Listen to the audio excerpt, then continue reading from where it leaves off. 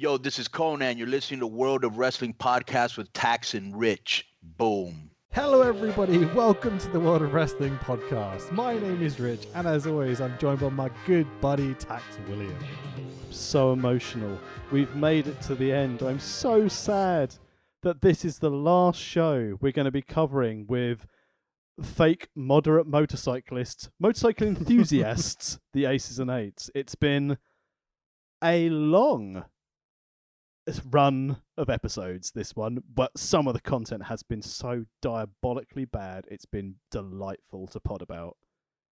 Yeah, absolutely. This is the 10th and final part of our Aces and Eights TNA series of pods. I'll say that again. This is the finale, the 10th and final episode of our TNA Aces and Eights podcast series. Today we are doing the big finale pay-per-view of TNA Lockdown 2013. It aired on the 10th of March 2013. It was obviously pay-per-view, this one. It says it's live, but I wonder whether this is up for debate because there's ads cut into this show. And there doesn't seem to be much time transition between some of these ads sometimes. It's a bit weird, no? Now, a quick one. Did you watch this on the Impact Plus app? I did. Impact Plus. Now, do you want to know a funny story?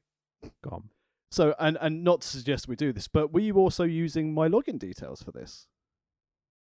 I was 'Cause we definitely using shared my it. own login details, not yours, definitely. Yeah. Well, the reason I say this is that after the first pay-per-view, and I realised we'd have a big run of it, I didn't want to pay an extra $4.99 or $7.99 for the other month, so I cancelled my subscription. And I went back earlier this week to renew my subscription to watch Lockdown. I pressed to play Lockdown. I have full access still to TNA Impact Plus. I'm not paying for it. So I've cancelled my subscription, yet I still have access to everything. They've sent me an email confirming that I've cancelled my subscription. No money is leaving my bank account, yet I still have full access to Impact Plus. You could take the Dixie out of the company, but you can't take the company out of Impact. You know what I mean? I don't know what I'm trying to say. Oh my god, no way! 'Cause it's been 10 weeks, isn't it? Yep, I essentially after we covered Genesis, and you watched it, I cancelled my subscription, and it was a month by month rolling, so I cancelled it. Oh no! I have way. not paid. Well, So essentially, unlike 17,000 idiots who paid for this on pay-per-view, similar to WCW ticketing events, we got to watch it for free. that is ridiculous. Oh my god! Maybe someone at Impact Wrestling should look into this. You know, I'm just saying. Or, dear listener, if you want to watch shit content, just pay $4.99, cancel it pretty sharpish, and you're off to the races. Bloody hell. I'd love to hear from people. Contact us at World of Rest Pod on Twitter. Let us know if this works for you. Go subscribe to Impact Plus, cancel it, and then see how long you have the access for. Because I'm very intrigued now. Because this has Whether been this is 3 just months. like a one-off or whether the whole process is completely fucked. Can you imagine? But as I said, so through research for this, obviously we watched this on Impact Plus in real time. This had 17,000 buys in 2013. Now, considering TNA had switched in 2013 back to the, as we refer to in WWE as the Big Four model, so they were only having Genesis, Lockdown, Slammiversary, and Bound for Glory in a hope to really increase their buy rates. So this did 17,000 buys. Do you want to have a rough guess of what the buy rate for Lockdown 2012 was?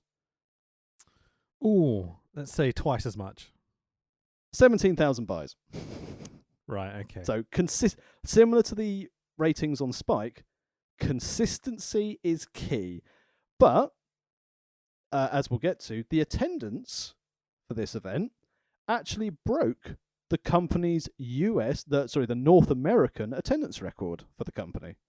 Nice, because we are in San Antonio, Texas, a good wrestling town, obviously, at the Aladome with 6,700 people according to Cage Match Live. And it looks great, man. Looks like there's shit tons of people there. A paying crowd really added to this. So we've mentioned earlier in the pod, which you can Well, listen to. I'm not sure how many of them actually paid. Well, there is a big crowd there, nonetheless. But similar to what we said earlier in when we had the London and Manchester shows, which you can listen back in our archive at worldofwrestlingpodcast.com, having a full house, decent size audience really helped the enjoyment of watching some wrestlers try and kill themselves during this show in the ring with the effort they were putting in. Yeah. And in some people's instances, we'll get to, literally trying to kill themselves. Absolutely, dude. So commentary again is Mike Tenay Taz on Todd Connolly. And we've got a theme song for tonight. Did you see this or hear this? I heard something and I thought, oh, they didn't bother using Jeff then.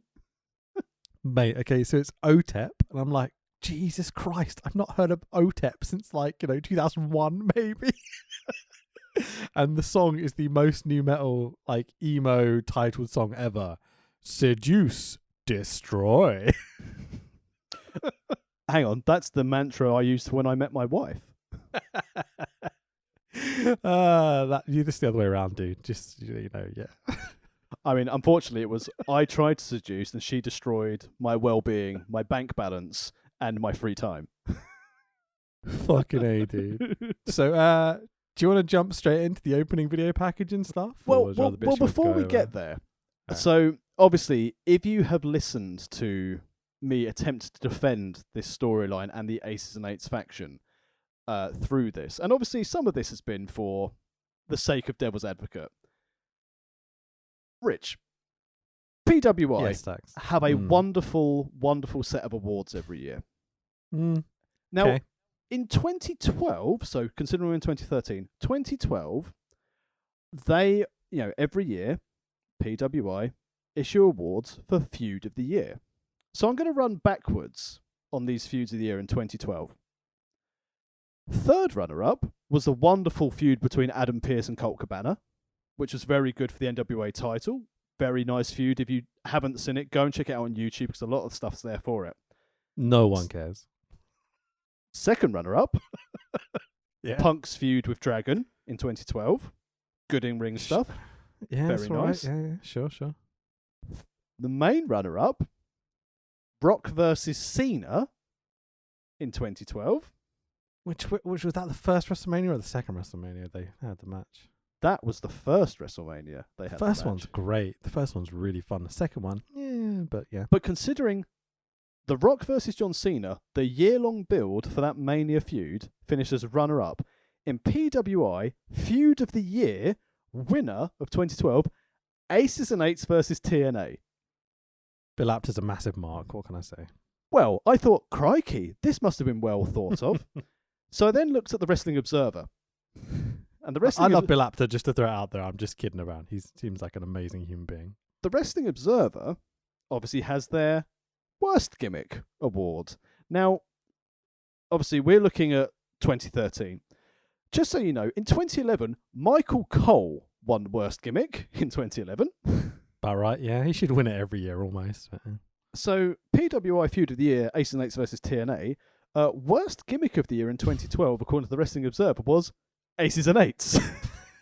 I mean, if you look at the PWI and the Observer, one's very much kayfabe markism, and one is serious wrestling journalist. You know what I mean? And I'm not the biggest Brian Alvarez fan necessarily, but he's just very, very angry about wrestling and needs to lighten up sometimes. You know what I mean? It's fine. I like listening to him talk. And Meltz is Meltz, you know what I mean? Like Granddaddy Meltz or whatever. You gotta love him. But at the same time, they have very specific things they want about pro wrestling. They're not exactly always open to an interpretation of it. But in terms of logical respect for pro wrestling journalism, yeah, I know which corner I'm standing in. You know. Well, the good thing is, so obviously 2011 we had Michael Cole. 2012 we had Aces and Eights. We're in 2013 now. Can you guess what gimmick was deemed worst in 2013 in the year we're covering? Sorry, worst what? Gimmick. Worst gimmick in 2013. Didn't we just say it was Aces and Eights? No, because Michael Cole was 2011. Aces and Eights was 2012. All right. Worst gimmick. Hogan? Aces and Eights again. They won it 2 years in a row. Sounds about right, yeah. So that's where we've covered Aces and Eights. And now, again, another thing that you have quite rightly had pent-up rage over during this 10-episode run I have let it out on plenty of occasions. It's less pent up and more just rage. But, like, it was pent up as I was watching it. Well, considering that we've mentioned this, and we're in 2013 now, and Impact TNA Global Force Wrestling is having a bit of an identity crisis. So it's called Impact Wrestling, as you've pointed out several times, but the belt is still the TNA World Heavyweight Championship. In 2012, 2013, that's when they really started switching over to have Impact Wrestling as their branding. So you'd think that at some point in 2013, they would start naming the titles like the Impact Wrestling Heavyweight Championship, which they did. They changed it to the Impact Wrestling World Heavyweight Championship. But do you know how long it took for them to rename their title, considering we're in 2013 and their show is called Impact Wrestling? I think it was after Dixie sold the company. I think it was years and years and years, wasn't it? I think it was still Callis took over. Correct. I mean, it was 8th of January 2017 at Impact Genesis that they renamed the title the Impact Wrestling World Heavyweight Championship. 4 years of your main show not being branded as TNA, but the belt still is. It's like, are you surprised that they end up selling this when it was at absolute dog rock bottom? You know, like, I mean, what stats? And as we've said, so Ace and Eights did start in June of 2012. We are now in March of 2013. We've had all the members revealed. We've seen, the timeline of events that's happened. We had the vice president, a active management figure, announced on our last week's episode, just to show you who it is. We've got champions. We've got American Pro Wrestling Alliance, the APWA Tag Team Champions, Nux and Doc in this alliance. We have a TNA Television Champion, Devon, who never defends the belt on TV, a gut check winner, Wes Briscoe. I mean, Devon barely has the belt with him. I've noticed that on occasion. He just doesn't bring the belt at all. He doesn't give a shit, does he? Doc is also the Rampage Pro Wrestling Heavyweight Champion this time, and Nux and Doc are the River City Wrestling Championships at this time. Gallows is the best bit about this feud, to be honest. He's fucking hilarious every time. Gallows' performance tonight is the best, outside of when they kidnapped Hogan and Brooke Hogan, and he was going, wah, wah, wah, wah. Look at your daddy, Brooke. Look at your daddy. It's so funny. Brilliant. And just to give you some of the rankings of NWO, no, this is nothing like NWO, but we'll get to an NWO comparison shortly. Yeah. So in 2013, the year that this angle really took off, let me list down some of the PWI 500 rankings for some of these members. Garrett Bischoff was ranked 235 in the 2013 PWI. Nux was ranked at 132. Briscoe Cito was ranked 101. How? He's awful. Gallows was ranked 69 because Gallows. Yeah, buddy. Just fapping away. Oh, nice. Anderson of the Ken variety, not Machine Gun, was ranked at number 62. Personality, but in ring, God, he's boring, isn't he? Devon was ranked at number 32. How could he possibly be the 32nd best wrestler in wrestling? Well, any year. Don't worry. In 2013, let me give you the countdown from 10 till 1. At number 10, Kevin Steen, Kevin Owens now. 9, Dolph Ziggler. 8, Bertie Del Jailbird, Del Rio. Jeff Hardy. Sheamus at 6. Okada at number 5. Number 4, Bully Ray.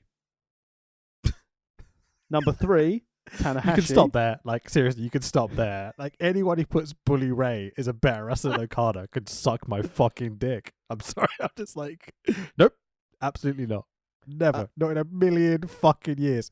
Bully Ray could have the best match of the fucking year over and over again. He's still not better than Okada. I'm sorry. It's just, no. And then so just to finish off for completeness, Tanahashi was at number 3, Punk was at number 2, and John Cena was at number 1. You know, I've done a few edits for Wrestle Talk that include John Cena recently. Really not that bad. It was just booked awfully. I mean, big match, John. Like in the whole Cena wins LOL era, the matches he has are fucking awesome. Like his main event with Shawn Michaels at WrestleMania, Really good. killer match, really, really fun. Like him putting over The Rock in the main event we talked about earlier, really, really fucking good. Like he's had a few stinkers, The Miz, and etc. etc. But like if they wouldn't just book him to win all the time during that period, God, it could have been so much better. But yeah, it's what it is. I mean, they could have White made meat's Wade Barrett a babyface. star, couldn't they? Yeah, you said that with many people in that time as well, but whatever. But again, Shall his we, match. Oh yeah, sorry, because I waxed lyrical about his match with Cesaro and his match with Stardust as well for the US title stuff. But yeah, let's go on some non-wrestling. So we get our opening video package. This is the team that will dominate TNA. This is the club that will dominate in 2013. Aces and eights, for the past year, you've been running roughshod all over TNA. First you took out Hulk. Then you took out Sting. You took out Magnus. You took out just about everybody. You ruined my wedding to Brooke. Aces and eights. They want to have a war to end all wars and lockdown. The captain of Team TNA, the icon Sting.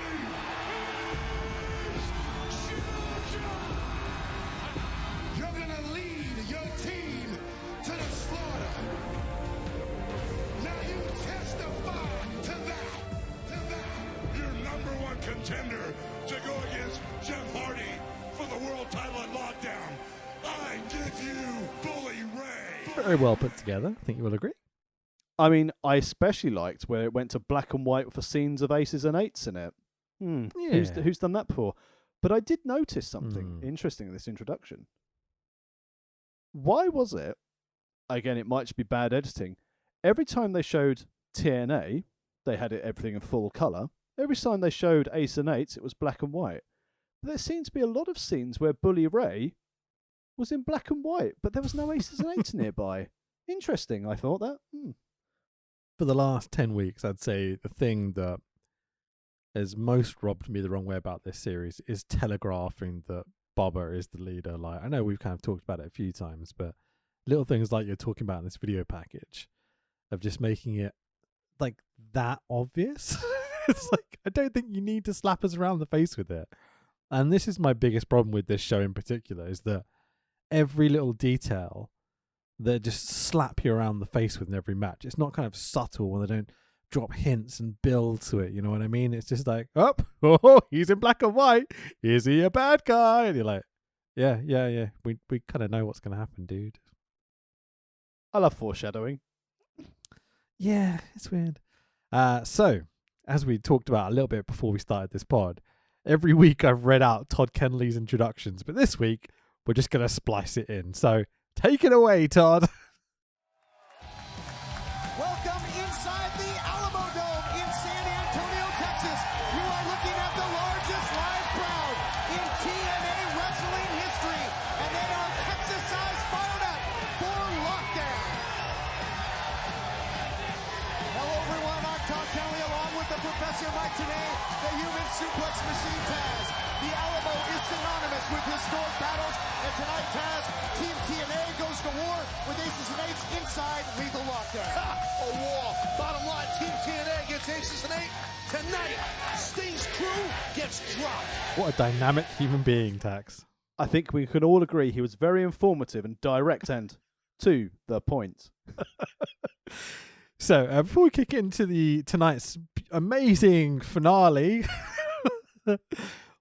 there's ads during the matches on pay-per-view. It's fucking ridiculous. I bet it was for Shop TNA.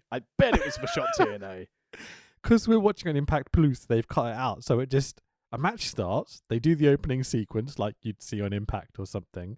They go to a headlock or a chin lock on the ground or whatever. Throw the person to the outside. One of those 3 spots.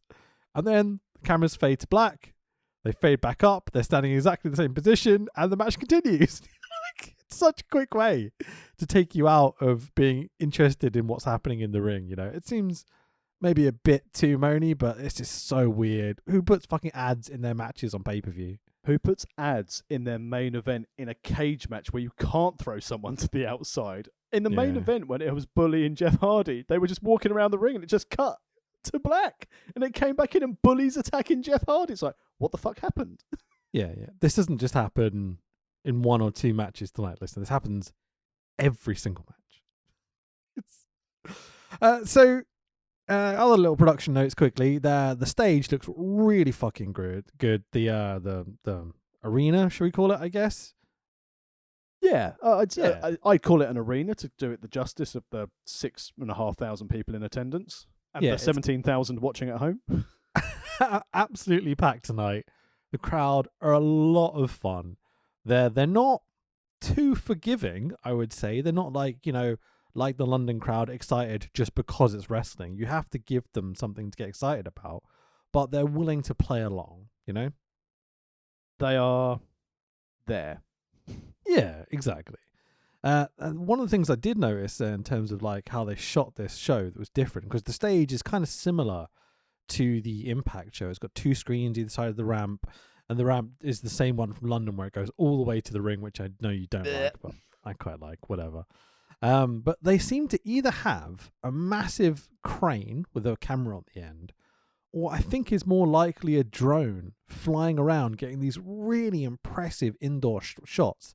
Like they have these flybys and stuff. And if it is a drone, one of the things this is what I do production for a living, obviously, is that they managed to have a drone in the building flying around getting these amazing shots without picking up that really loud buzzing sound that drones make on any of the mics.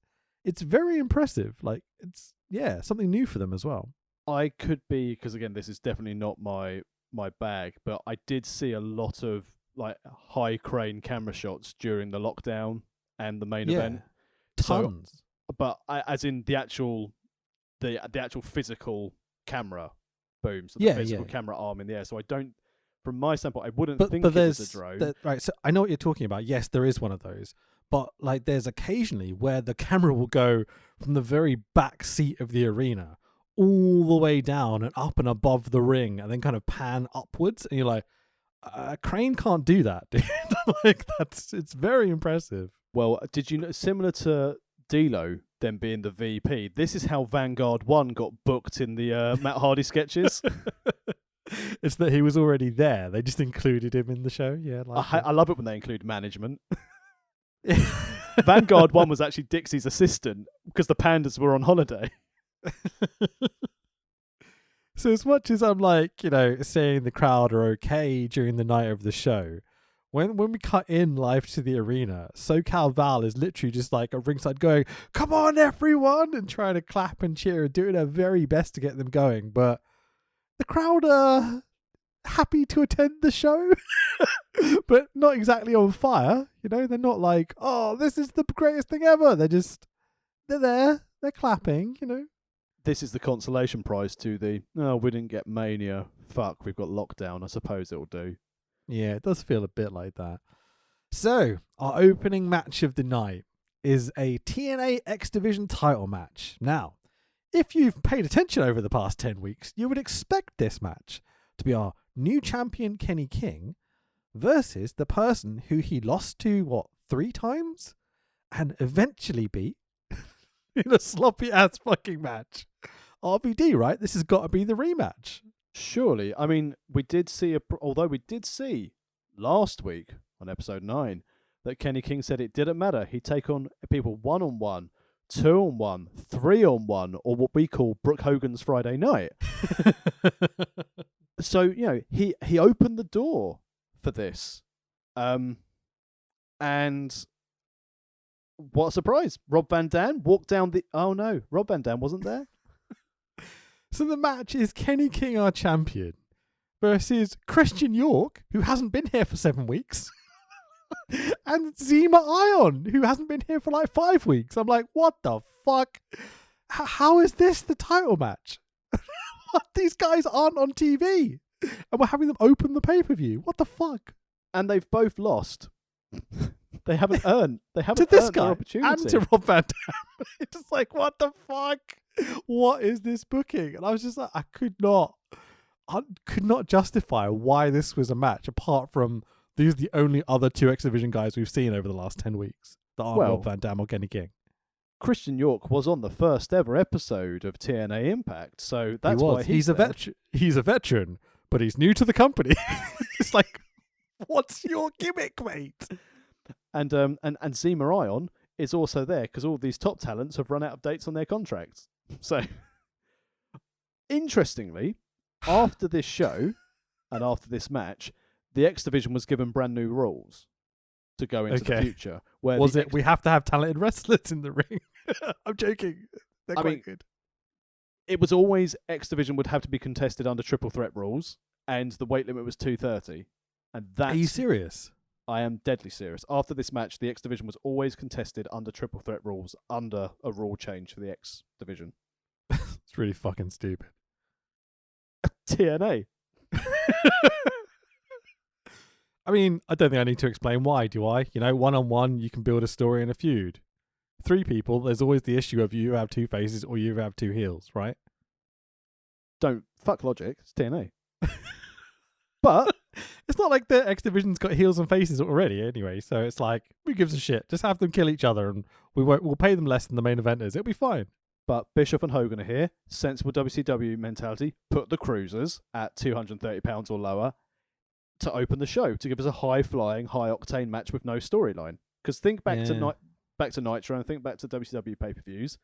Most of the time, unless Malenko was involved or Jericho was involved, cruisers not very much featured as ongoing storylines. They were there to get the crowd going. They're one step away from having Disco Inferno in their opening matches, aren't they? I would never go as low as saying this match needed Disco Inferno, and TNA did not need Disco Inferno. There's a lot of levels. There's like New Japan levels, AEW levels. Then there's WWE. Then there's like our Ring of Honor, and then Impact. Then there's 5-star, and then there's Disco Inferno, and then there's Progress. Harsh but fair, you know. So the match starts, and these guys do some kind of video game style wrestling. And so how do we describe this? Well, friends, imagine you are opening the show. You're being told to do video game style wrestling. Christian York is outside the ring. Zima Ion is leaning through the middle rope, and Kenny King is standing on the hardest part of the ring. So what Kenny King is doing, he's actually seen the running order of this show. He's also seen the booking of what's going to happen on this show. So Kenny King decides to do what any sensible professional wrestler in this organisation would be to do.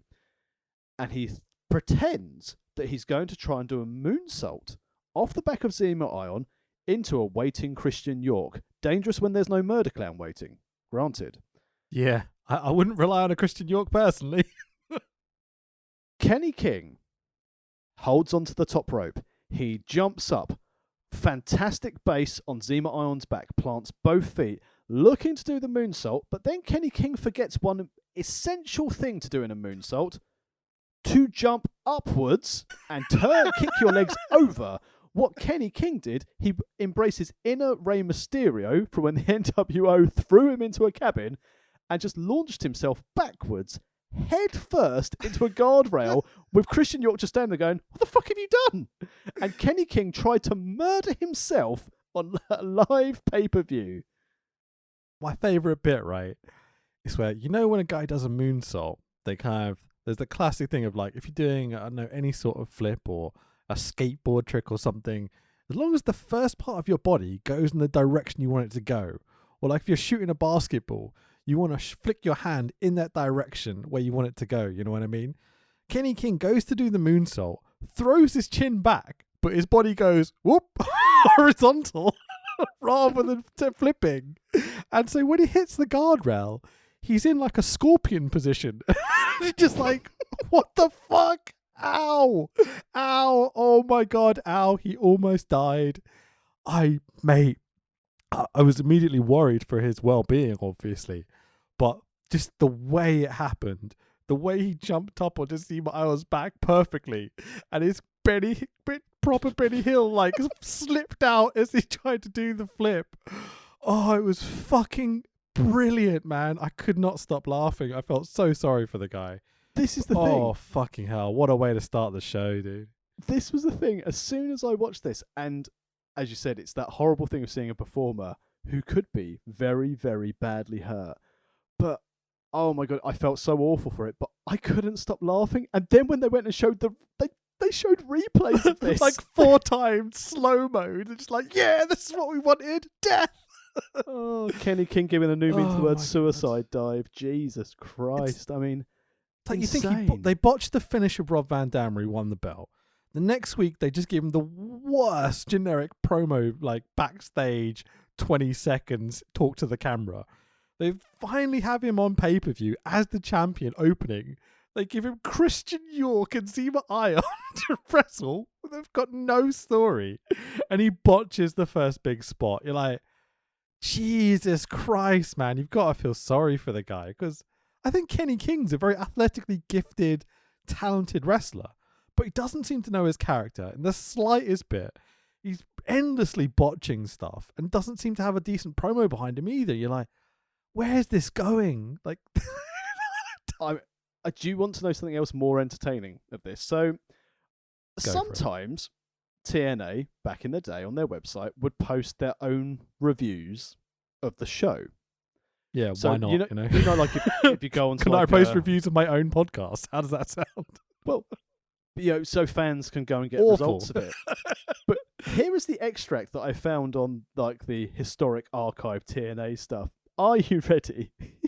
Go for They it. described the sequence as thus: King throws York into the rail, then tries to use Zema Ion as a springboard, but Ion pushes him back and King goes headfirst into the railing. Ion then takes the air and hits a corkscrew splash on both York and King, who both, despite Kenny King being horrifically hurt, still moved out of the way, so Zema Ion landed on the floor and no one caught him.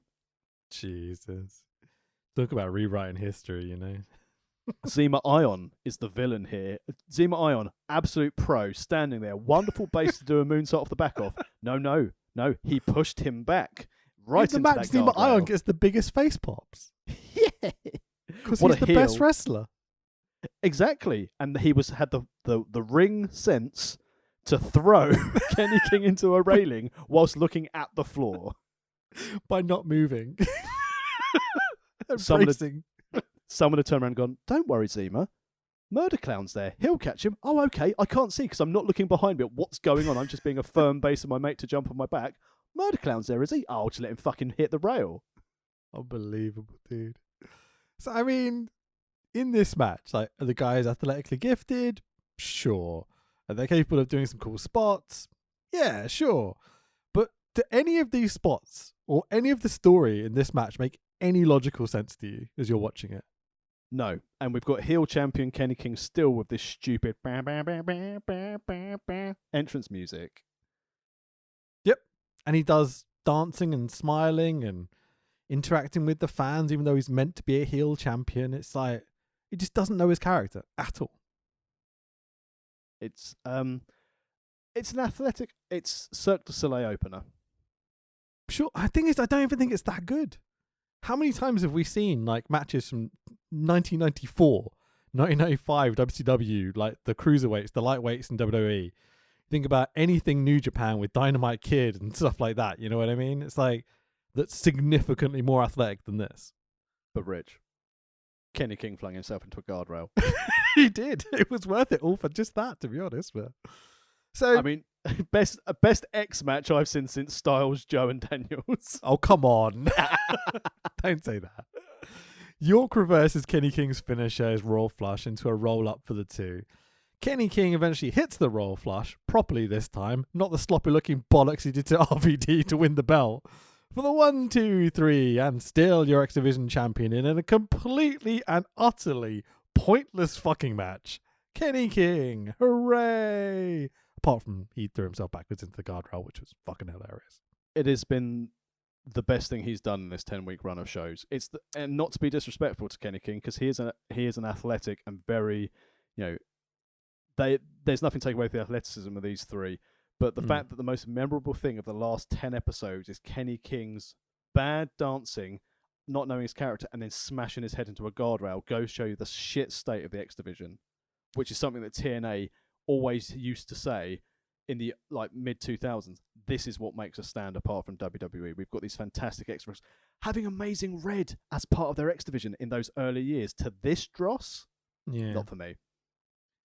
I was thinking about it the other day is that the one thing I was going into this 10-week series going is right, we have to help with the Aces and Eights. I don't like that. I remember how bad that was. I remember the women's division was a bit shitty and very kind of let's focus on the tits. Gash cam. Exactly. But there's always going to be some great cruiserweight action. And in that first show, Rob Van Dam comes out with the belt and you're like, you're not sure about this. And then you're like, Kenny King comes out and you're like, okay, Kenny King, great. He can do some cool spots. These will be some fun matches. Really didn't work out the way I hoped it was going to. It's not been a good 10 weeks for the X division. No, as I mentioned too, you've got an X division which used to have Joe, AJ, Daniels in it, Frankie Kazarian, Sabin, Frankie, Shelley. Michael Shane, yeah, tons Michael of them. Shane, yeah, oh my god, Yeah, man. Alex, and you said Alex Shelley, Sabin knocking around, and it's just, it's disappointing, and they could have gone with the approach that WCW did, is get some of the Mexican luchadors to come in and actually do decent lucha stuff, but it is what it is. Surely the show can get better. Jeremy Borash, backstage telling us that they are backstage reading your Facebook comments and tweets. #Lockdown on Twitter. Here's Joseph Park for an interview. Joseph Park is going to be wrestling someone. Oh, it's Joey Ryan, who Matt hasn't Morgan's been on tag TV in partner? 9 weeks. What? Matt Morgan's tag partner? Yeah, who, again, hasn't been on TV in 9 weeks, but is in the second match of the pay-per-view. Of course. Park does his usual innocent shtick. That's hard to say. The boys have been ribbing him, which he's wearing a bit thin, to be honest, for me at this point. He's just said the same thing for the past 5 weeks. Yeah, but he's new to wrestling, so he's trying to use the wrestling terminology. Yeah, I like the Joseph Park character. Not the greatest utilization of him the last few weeks, I'd say. Lacking a storyline. Yeah, weirdly, because he's super fucking over. You would have thought they'd use him. They had fun with it, with his Ace and Eight stuff. He had his in-ring debut on Impact in London after his pay-per-view match. That was 4 weeks ago. I know. It's a sign of things to come. But, we do get to see more of Joe Park. We're not going to cover TNA ever again, hopefully. We'll do some bad shows here and there. But so everything from this show onwards. But Joe Park obviously having the storyline going forward where he sees blood and he turns into Abyss, and the transition back to being Abyss after the absolute dross where they had this monster and they humanized him by giving him Hulk Hogan's Hall of Fame ring to now be Joe Park. It's there. Well, what you described first sounds good. I didn't watch it the first time round, but it's good to know that something happens with him at least. Yeah, I mean, I think you've been a bit loose with the word good. Okay, really? So, let's crack on. Joe Park says the Alamo, not the car place, has great churros, and I'm like, oh, because we're in Texas and the Alamo's there, but apparently there's a car rental place called Alamo or something, and I'm like, yeah, didn't get that Americanisms. I only got that joke because when I've been to the States in the past, I've hired my car from Alamo from the airport. There you go. That's not a thing we have here, so I didn't understand, but whatever. I mean, I kind of put 2 and 2 together, but it's not the, punchline of the century, which cues Bad Influence to send Park off to go chat with Dixie, who apparently is in catering. Frankie goes, yeah, big plate of pasta, right? I was like, that's fucking great. I don't know why you said that, but it made me laugh. Oh, I like these. I mean, Bad Influence, I would say, is a big highlight for me from this run. Yeah, I mean, Frankie going, Dixie's in catering, and I'm like, when should you be in the kitchen, right? Hey! Chauvinism, it's funny. But then it's okay that I said that because Frankie tops it off with something much worse. Frankie goes, and speaking of churros, tonight, not about Churro Guerrero or Juan Hernandez. I'm like, you can't say that, Frankie. Yes, you can. That is racist. He called him Churro Guerrero. I'm like, fuck. Okay. It made me piss myself laughing, but it's proper racist. I mean, the thing you've got to be careful, Frank, is if those cameras are around. Yeah, I mean, this one's in his face. He's like, yeah, Churro Guerrero, that Mexican fella. Like, okay, mate.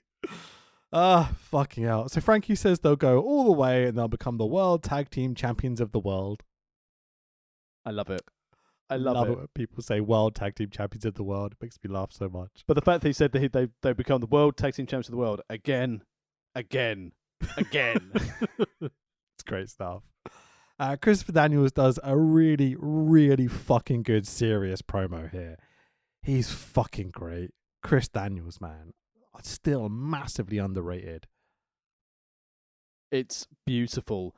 Then showing how he's disrespected by Dixie Carter and the fans and their opponents, saying that the belts are the most important things in Bad Influence's life, getting over it's important to win and want to win the belts. And then Daniels finished off by saying tonight they're going to prove they're the best tag team in the business. Oh, yes, please. It's fucking awesome. The way he's like steps in front of Borash and Frankie to get right up in the camera's grill and just do his work, even though he's been this comedy character for all time. Like, Daniels knows, right, this is pay-per-view. This is when we turn it on. We need to make people care about what we're about to do. Fucking hell, man. He just gets it. Like, every single time, Chris Daniels gets it. He's the best. We said this earlier in the pod, and we said in this series, I don't recall ever seeing a bad Chris Daniels match. I'm sure there must have been some in recent times, but through what I've watched of TNA, what I've watched of Daniels' career and some of the stuff in Ring of Honor, I don't recall seeing a bad match. There's been average matches, but there's never been a match I've seen Chris Daniels be involved in and go, ugh, Chris Daniels is involved. And I'll always love Daniels and Kazarian. I'll always love the SCU boys because, as you know, not to wax lyrical about the stuff that we've done, but I got to commentate on that match with you for OWE. Fucking and A, it brother. was awesome. And even then, working with guys who had very little English against, Logan Fan and Achilles Ben in China, and still pulled off a great match to showcase the OWE guys. Love Chris Daniels. So much respect for that guy. Impressive stuff, man. So the next match is Joseph Park versus Joey Ryan, and I don't think we really need to talk about it. Joey Ryan hasn't been on TV for 9 weeks. That's probably a good thing, but it's totally illogical he's been put on TV. Joseph Park sits on his opponent for the 1-2-3. Joseph Park wins. Let's move on. Did you know at facebook.com/Impact Wrestling, not TNA, you can vote for who you think is going to win the title match tonight? I tried to go and find this poll to see how many people voted, and I couldn't find it anywhere. I was so disappointed. Did you not realise that they showed it right before the main event? Well, no, it's in the numbers who voted. Oh, okay. No, I couldn't find that either. All right, I wanted to see if it was like 43 people voted and 51% thought it was going to be Jeff Hardy. It may have been. Very quickly, though, before you move on to this next match, and obviously I know we've skimmed over because, Abyss doing a giant whoopsie on Joey Ryan's chest and then sitting on him was not really relevant. But this is the problem when you've got a 10-man match. You've got no chances of having much decent stuff on the undercard, so you're just going to have to throw shit at the fan. Yeah, sure. Poor Logan. So, Michael Nee's going to be listening to this podcast and go, aha, finally an OWE joke. Careful now, that accent. What was that? What did I do? Nothing. So Jeff Hardy's arriving late to work with his shitty belts, 30 minutes late to the show because, WCW 2000. Bubba and Brooke are backstage. Bubba is nervous. Hulk turns up to give Bubba a pep talk. Bubba sends Brooke on her way with a, see you out there, like she's going to be wrestling or something. I don't know why it made me pop so much. See you out there, brother. Be much more fun if you said, now listen here, sugar tits. This is the time for the men to talk. We almost get there by the end of the evening, but So Hulk tells Bubba that there's something special about him, but he can't put his finger on it because his finger's stuck in Brooke. Hey, or is it something special about Bully Ray because he's white? Well, Hulk tells Bubba, I've seen what you've done with my daughter. And I'm like, ugh. you want to see this video? What I've done with Bubba's wife? Not you, Bubba. The other Bubba, the love sponge. I've never put two and two together. Fuck, there's so many jokes there. Holy shit. Okay, I'll try and think of some as I go through. Hogan goes on and on and on here. Fucking hell, it goes on for ages. Hogan is jealous of Bubba and wishes it could be him. I'm like, yeah, we know you're an egotistical maniac, Hogan. You spotlight hogging fuck. Can we just move on, please? Jesus Christ. At least he's honest. He obviously broke character here. I'd love to be in the main event here in front of 6,000 people. Bully, I love you like you're my own son. Because the other one's in prison, so I need a replacement. Do you want to get involved? Hogan goes on to give Bubba some super fucking generic advice that apparently came from Andre, and I'm like, yeah, fuck off, did it? And he's like, make sure they remember you. Make sure they remember you. And Bubba goes, that's an awesome story, man. And I'm like, what fucking story? Oh, it's so stupid. Oh dear. And there's the handshake. And again, still not doing the Mega Bowers handshake. Oh. Can you imagine? Like bumping into Hulk Hogan, he wants to shake your hand, and you're not just like, oh yeah, brother. I think the thing here, again, as you mentioned with the stick labelled Bully Ray's part of Ace and Eight stick that I kept on smashing in the face with this evening, when Bully Ray and Hogan shake hands and Bully promises him that he'll make the fans remember, I'll make the fans remember him tonight. Oh, will you now? I wonder what you're doing later this evening. Brooke, even even emphasizes it with a, I promise you, I will. Like real heelish, you know? Like, come on, dude. Don't give it away. It was me all along, Hogan. He may as well have just said that to his face, you know? Anyway, so after this lengthy fucking backstage segment, Jesus Christ, it went on for ages. We get a TNA Women's Knockout Championship match, as I think that's what we're meant to call it, but I don't know whether it's the Women's Knockouts or just Knockouts. I got a bit confused by this, to be honest. The TNA Knockouts title. So, yeah, okay, fine. They've just replaced the word women with knockouts, have they? Diva, knockout.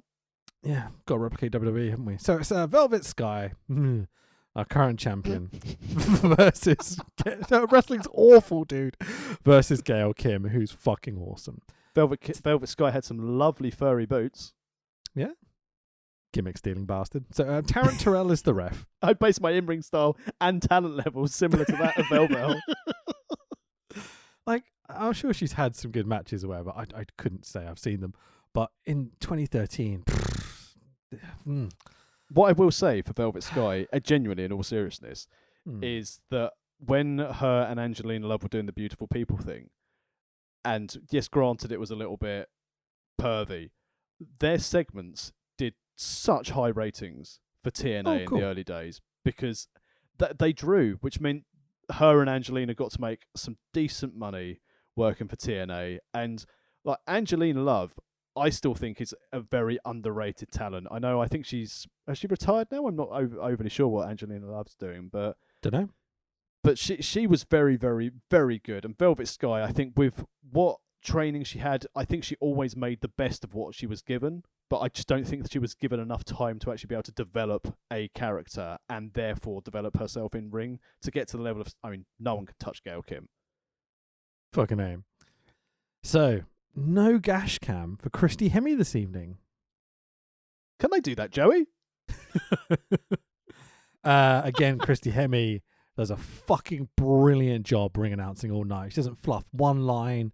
She's nice and loud and prominent the whole way through. She's just fucking great, man. You say that. Treat her like a piece of meat. She does fluff one line, but then, a professional, comes back straight away. It was with the first cage match, because obviously she's not able to be in the ring and she's doing a lot of over-the-shoulder sort of looking while she's doing her announcements. But again, Christy Hemme for this whole run of series. So if you're thinking Bad Influence, really, really good. Christy Hemme, the ring announcer, has done very good. And also, always good to see SoCal Val. She does a good job. Sure. Yeah. SoCal Val does quite a good job with the fans and stuff, you know. Like, this crowd are a little bit hard to get going at this point, but it's what it is. It must be a difficult job, wandering around ringside trying to clap and get people involved and stuff, you know. That's why Borash was put backstage, because they've rated Christy Hemme more. Not Christy Hemme, sorry, SoCal Val. So Gail goes into the ring and immediately argues with ref Tarrant Terrell. justified. At least they've got this gimmick going, you know. They've kept it going over the last few weeks. Well, they've kept it going for the whole run of this 10-week show. Yeah, absolutely. It's been a 10-week build. It's actually one of the more consistent things. Not involving the belt. Velvet sexually assaults the ring ropes. The bell rings. Gail turns to ref Taryn Terrell. And because this is TNA, the face champion, Velvet Sky, attacks Gail from behind. And off we go. They love this spot, don't they? I mean, face heel, cross the line, no heels, no faces. Dastardly Velvel. Bad.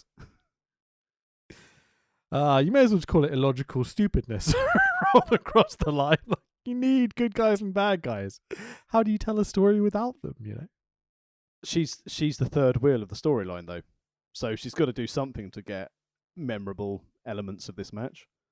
Yeah, sure. Like, but the good guy attacking the bad guy as the match starts every time for week after week after week. Anyway, so Christy Hemme doesn't get a crotch cam, but never fear, fans. The gash cam is certainly here for the rest of the match. Oh, Taryn Terrell's here, like Yeah, a exactly. moth to a flame, and I feel really sorry for Taryn Terrell because I do wonder if they would have done this to saying, "Here's what we need you to wear as a ref's outfit, Taryn," rather than, "Can you dress up like just as female ref?" Because can you imagine having like Aubrey wrestling in 2013 and having a wrestling promotion go, "I want you to wear little hot pants and a little vest top, Aubrey, as a serious one of the best referees in North America." Yeah, Just- exactly. It's fucking backwards. I mean, it's just, you know, to be a woman on this roster, you have to be super fucking slutty, dude. It's just part of the gimmick, it feels like, you know? Yeah, it's not good. And again, whilst I make joke of the shop TNA thing, this is 2013. Now, Yeah. I They know used to have people like Kong and Jazz and actually like decent female wrestlers that didn't have to be sluts on television the whole time as well. But they're all gone in 2013. This is just, you know, people being whores, basically. it's not good. And even Victoria is like having to, like, you know, flash a little bit now and again just to be on telly, you know? And at least They've Jessie's taken there her to off flash telly. all the time. Yeah, exactly. So Gail uses Taryn Terrell to attack Velvet. Can she do that, Joey? Gail confronts referee Taryn to get in her face after a slow count by the shitty-ass ref. Gail eventually slaps Taryn. Can she do that, Joey? Taryn Terrell goes to disqualify Gail, but doesn't. And instead, poor Gail Kim gets speared and punched in the face by the referee in the match. Can she do that, Joey? Some sort of Taryn Terrell hair extensions start popping out of her hair and flying all over the ring. Looks pretty fucking great as they're doing it, to be honest. But I'm not sure it's meant to happen. Gail just kind of gets up from the beatdown. Taryn Terrell takes a few steps back. Velvet Sky hits a shitty fucking X Factor finish, the in-your-face for the 1-2-3. And that is the match. The winner and still Knockouts champion is Velvet Sky. Hooray! Continuation of a storyline that's been building. And the crowd, in fairness, were massive over when Taryn hit her spear. Yeah. The logic of the match, though, we're just gonna skip over that bit. We're not gonna, you know, talk about how the ref beat up on the wrestlers. But again, this is explained on a later episode of Impact, which we'll go through at the end of this episode. Oh God, of do what we have happens to? next. Who gives a fuck? Like they're making the story about the challenger and the referee. The champion's just here for the ride. It feels like. That is the bad thing, though. Their title is taking playing second fiddle to a referee in inverted commas. Although, you know, was an active wrestler in WWE before she went to Impact. So I like the build, and obviously it led to the very, very, very good Gail Kim Taryn Terrell last woman standing match, which they end up having. I think it was Slammiversary later this year. I'm sure it did. So Velvet Sky and her biased bullshit referee celebrate in the ring together. But here to save the show again, Robbie E is backstage with Wait, Jeremy Borash. You didn't even get the part where Todd Kennelly fucked up. Over to you, JB. No, wait, we're not going. No, we're just giving them their glory shot in the ring. The words that he used, it's like, oh, Todd, Fucking Beautiful hell. stuff, man. So Robbie E is backstage with Borash. Robbie cuts his usual douchebag, hilarious promo. He's fucking great, man. His frosted tips, 12 foot high in the air, cheap beaded chain with beige sweater and pink and brown stripes. It's a sight to behold, dude. He's awesome. Very good, Robbie. And as you said earlier, we've warmed to the Robbies, the Robs, Big Rob and Bigger Rob over this run of shows. And going back to 2013, looking at how good Robbie E was now, rather than just being a mock-up of the situation back sort of 9 years ago. Really, really nice. Robbie E's promo here. God, it's just so funny. And like, I know I can't do this justice because I'm not as funny as Robbie E, but he's like, "What did you do for me, Big Rob? You held me down for 2 years, you oversized hamster, bro." Robbie E does a slack-jawed yokel Texan accent thing. He's like, "Y'all Texans can understand my former bro. I'm gonna make my hoe." Oh, I'm like, fucking poetry, bro. I like the fact that he tried to embrace his inner Dice Clay at this stage. Yeah, he's such a fucking idiot. It's great fun, man. Like, to play an idiot on TV when you've got all these kind of like failed biker dudes trying to look cool and stuff, and you know, all these big hulky roidy dudes trying to be like, "Oh, I'm the fucking big superstar face." And you've just got Robbie E being like, "Yo, bro." It's great, man. It's just what this show needs. It's I rank the characters of people like this as Robbie E, Rob Van Dam, everyone else, Matt Riddle. Fair enough. So we cue a fucking hilarious video package telling the backstory of the two Robs. I've never heard the word bro so often in such a short space of time, bro. Bro. It's great, bro. A lot of, apart from when Vince Russo talks, but that doesn't count. How many bright colours, tacky sweaters, shiny shinies, and fist pumping do we need in a promo? This many, because it's fucking hilarious. Since this promo, I have since bought myself a lemon yellow V-neck sweater to wear for work. I love the fact in this promo they've edited it like it's a terrible club music video. The editor's done such a good job on this. They've even put like a little vocoder effect on Robbie E's voice whenever he says bro. So it goes, bro. It's so funny, man. It made me laugh so much. It's genius. I think they spent more time on this than they did in the main event video packages because they're not very good, but this one is fucking great.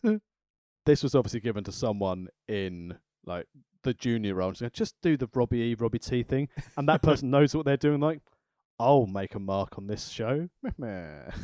Fucking A, man. So it's bro versus bro up next. We've got Robbie E versus Rob Terry.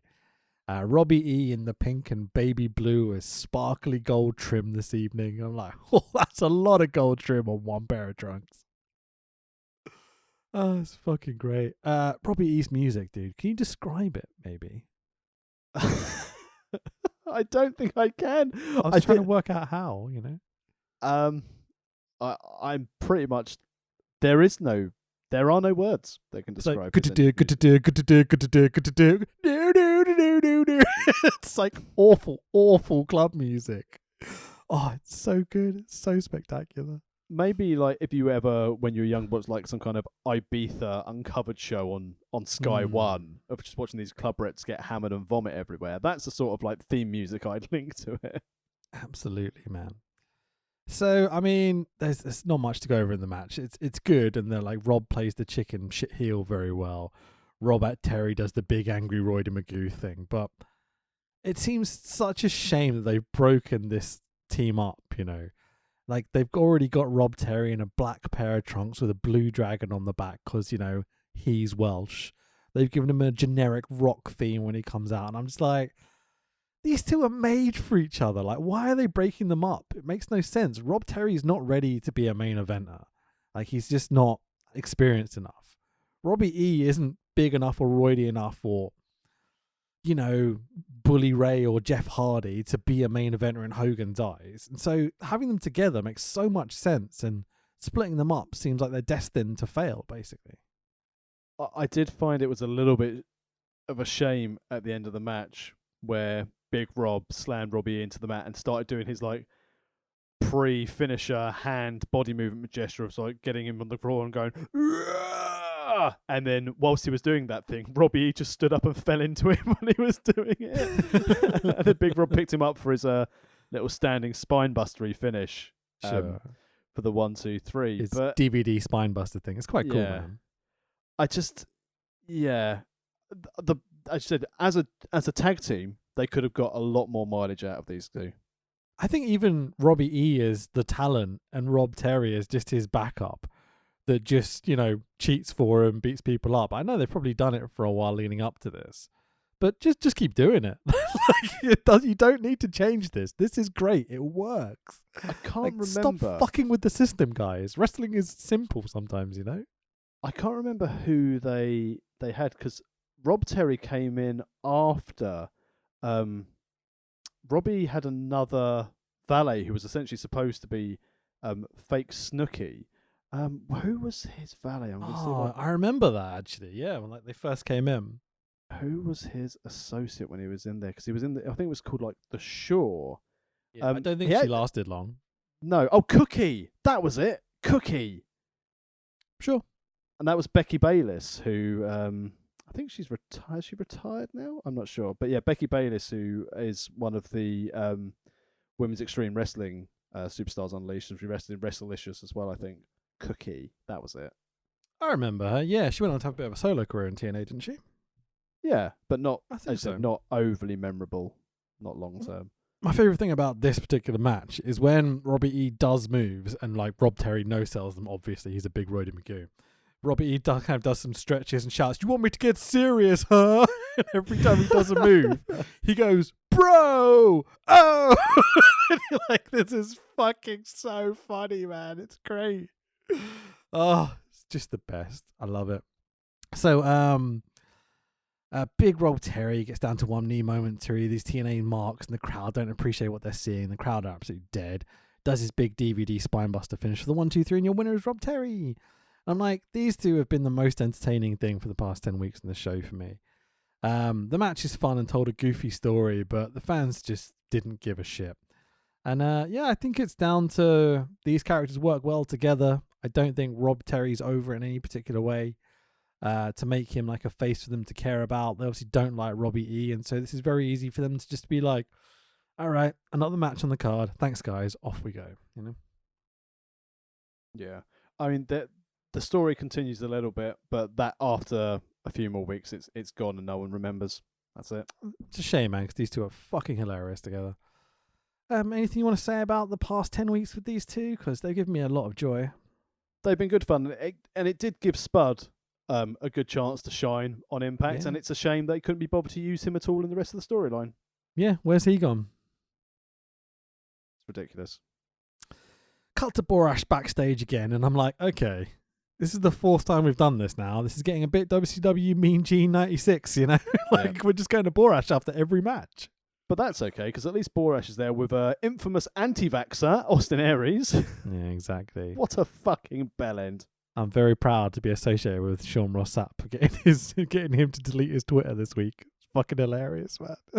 I've known more people to die of getting the vaccine than I have of COVID. And I'm not here to preach on whether or not the COVID is fake and vaccines kill people. But you know what? COVID is real and vaccines don't kill people. Austin Aries is a twat. Good stuff, in my opinion.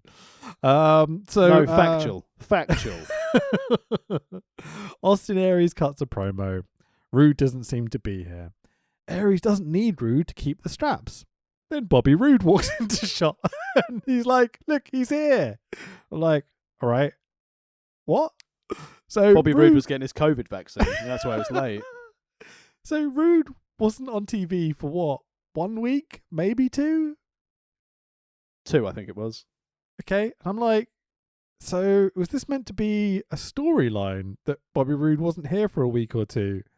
And now he is here for his scheduled title match. What?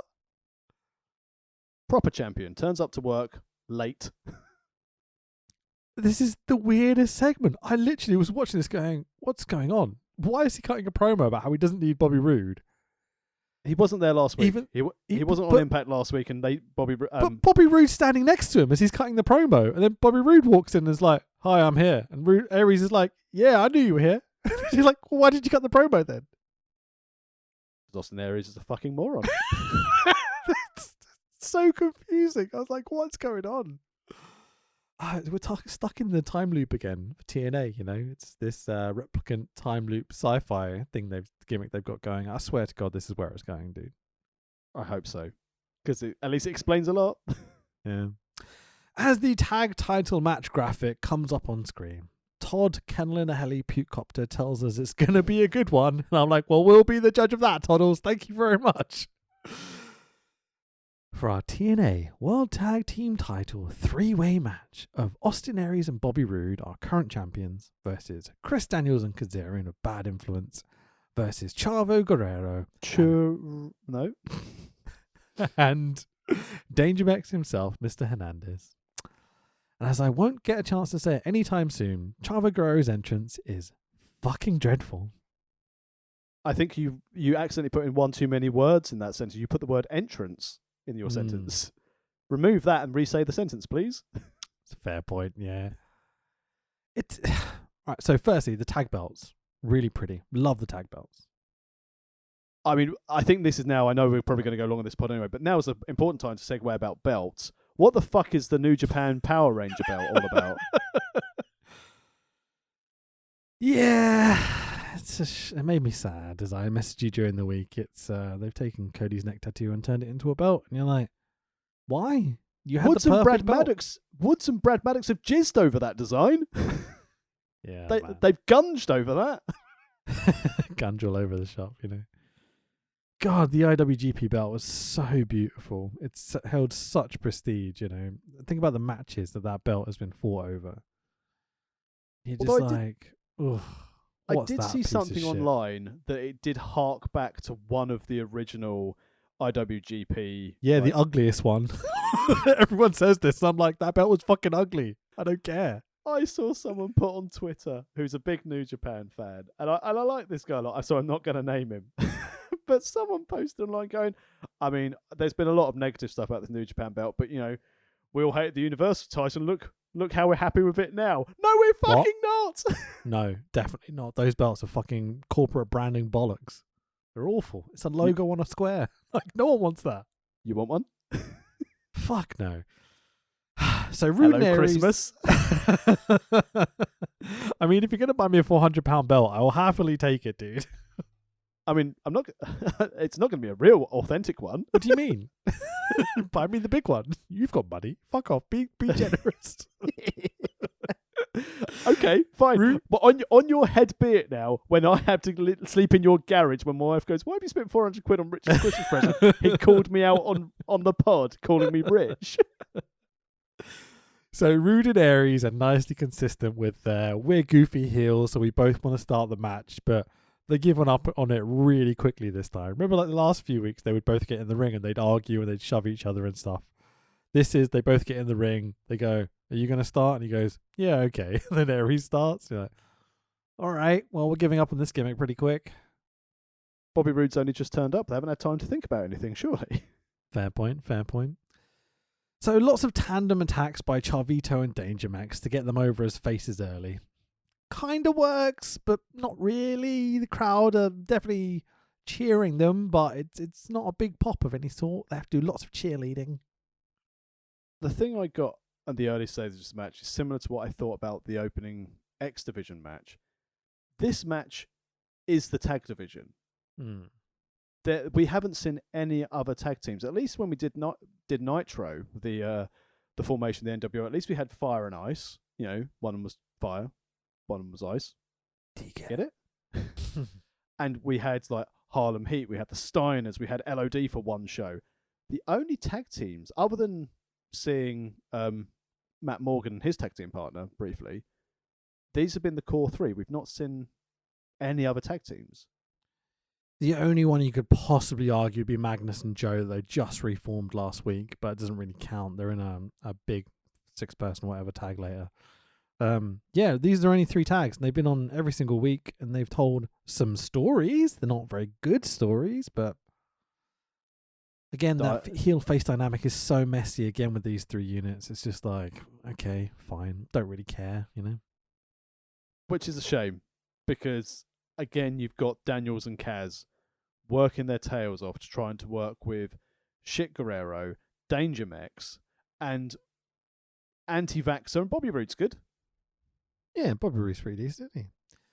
So there's this really weird sequence in this match, which I wanted to talk to you a little bit about, where Chavo does the Eddie Three Amigos spot, right? And then someone interrupts him. Okay, he's kind of entitled to it, dude. No, it's But not. whatever. Okay, all right, fair enough. So he does the Three Amigos spot, and he gets to the second suplex, and he gets interrupted. So he jumps to the next person who interrupted them, and he does the Three Amigos spot, and he gets interrupted, etc., etc. But as he's doing this spot, Aries stops him and goes to hook him up in a suplex to do his own.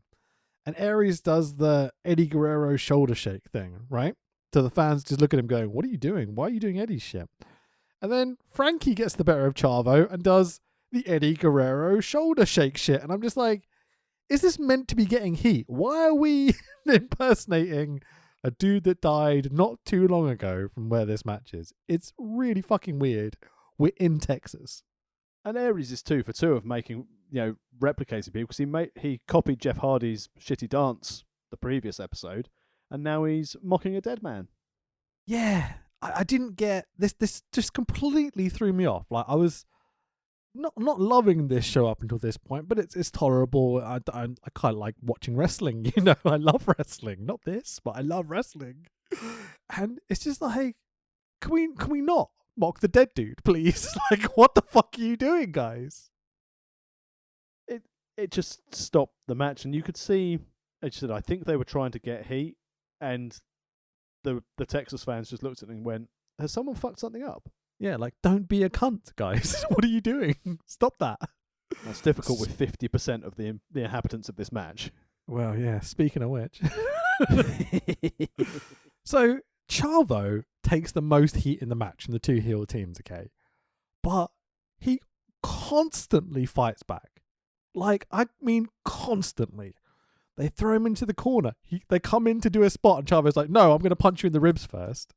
You know, they go to do a suplex, and Chavo's like, no, I'm going to elbow you first, and then you get to do it later. Like, I understand how important it is to fight back as the underdog, the guy taking the heat in the match.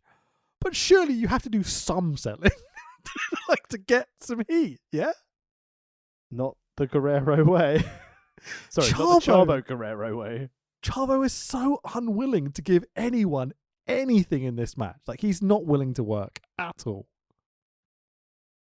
No comment. It's weird, dude.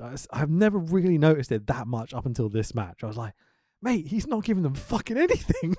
It's like 20 minutes. He's taking heat. Anyway, so referee Earl Hebner is completely out of position, and the crowd get on top of him. And then is a victim of gash cam. He taught Taryn Terrell all he knows. Selling t-shirts out the back of Earth's boot of the car. Fucking A, dude. Heading into the finish, all 3 teams are fighting over one corner spot.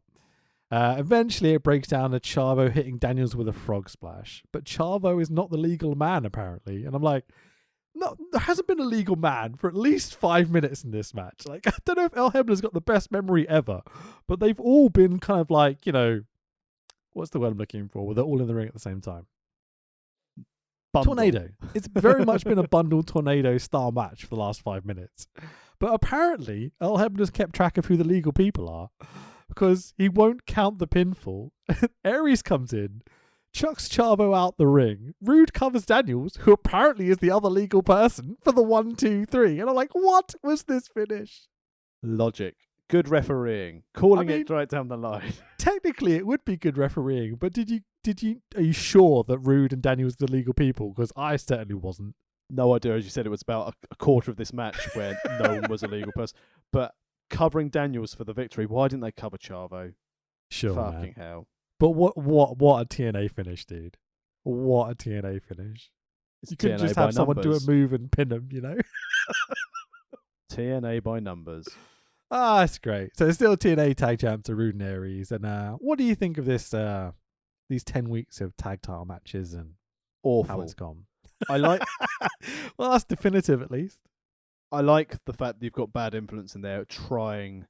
They bring their work boots every single time that they get into the room, put on the working boots, get in and try and make chicken salad out of chicken shit.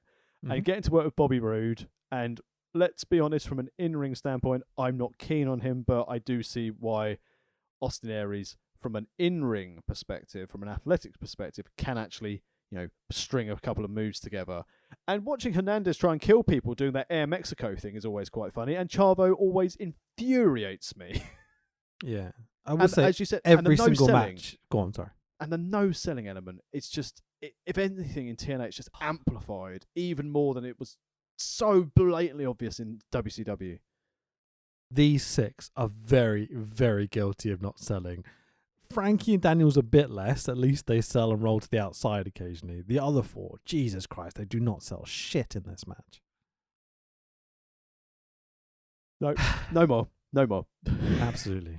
Yeah, it's a shame again, like with the X Division thing we were saying earlier, where I expected to have some interesting tag matches in here.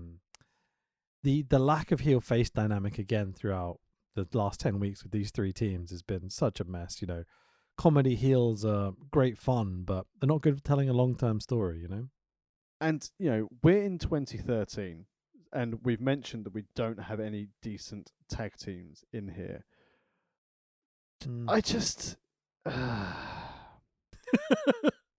can't believe at this time, like in 2013, Rich, they had fucking Generation Me.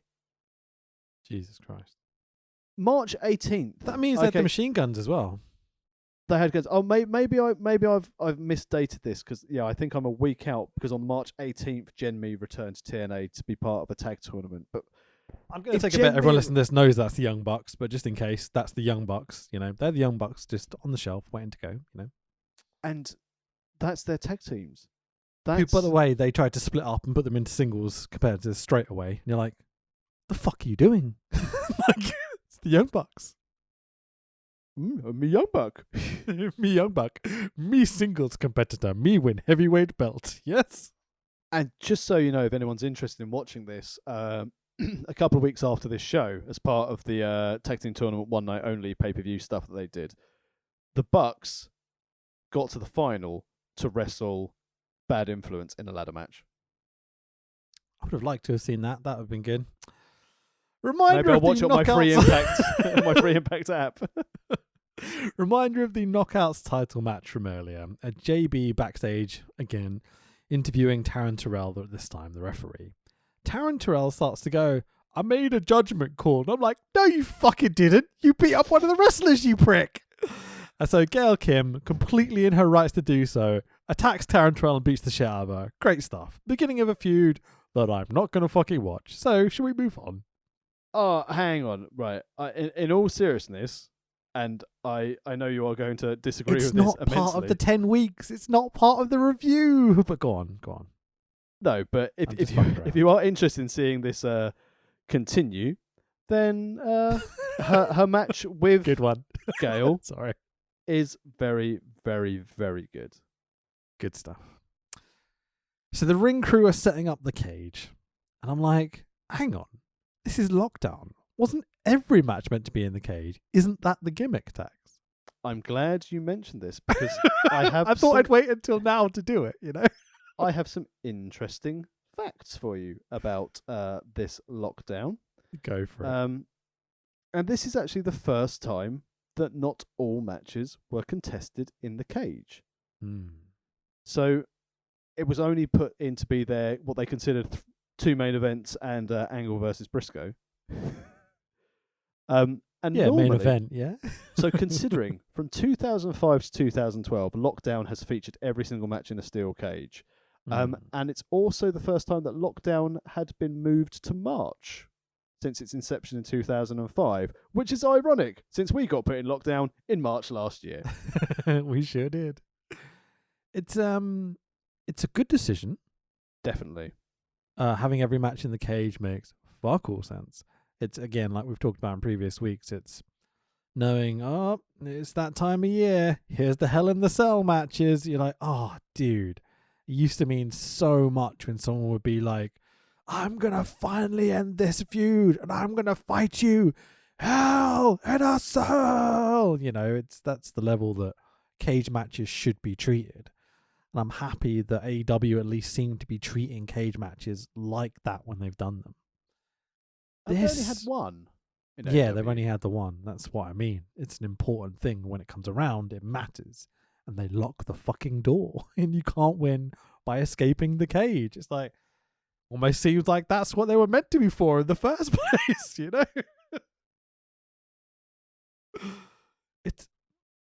I don't know. What can I say? Well, at least we get a segue that our next pay-per-view Slammiversary. That's nice. You just broke up. Can you say that again, buddy?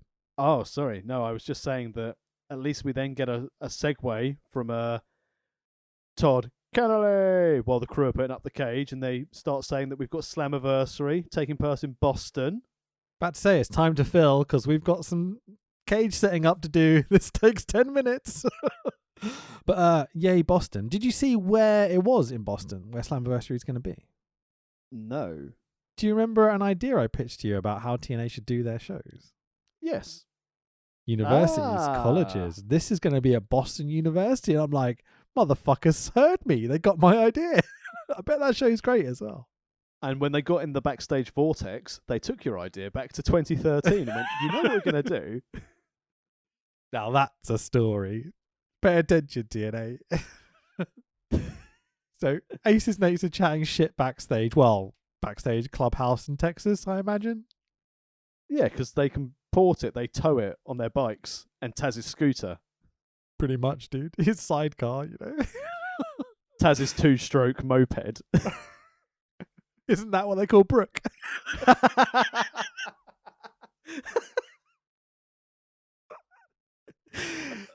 Fucking hell. Speaking of which, D'Lo is basically for the sucking record, everyone. Hogan, not Tessmacher. Yeah, exactly. Yeah.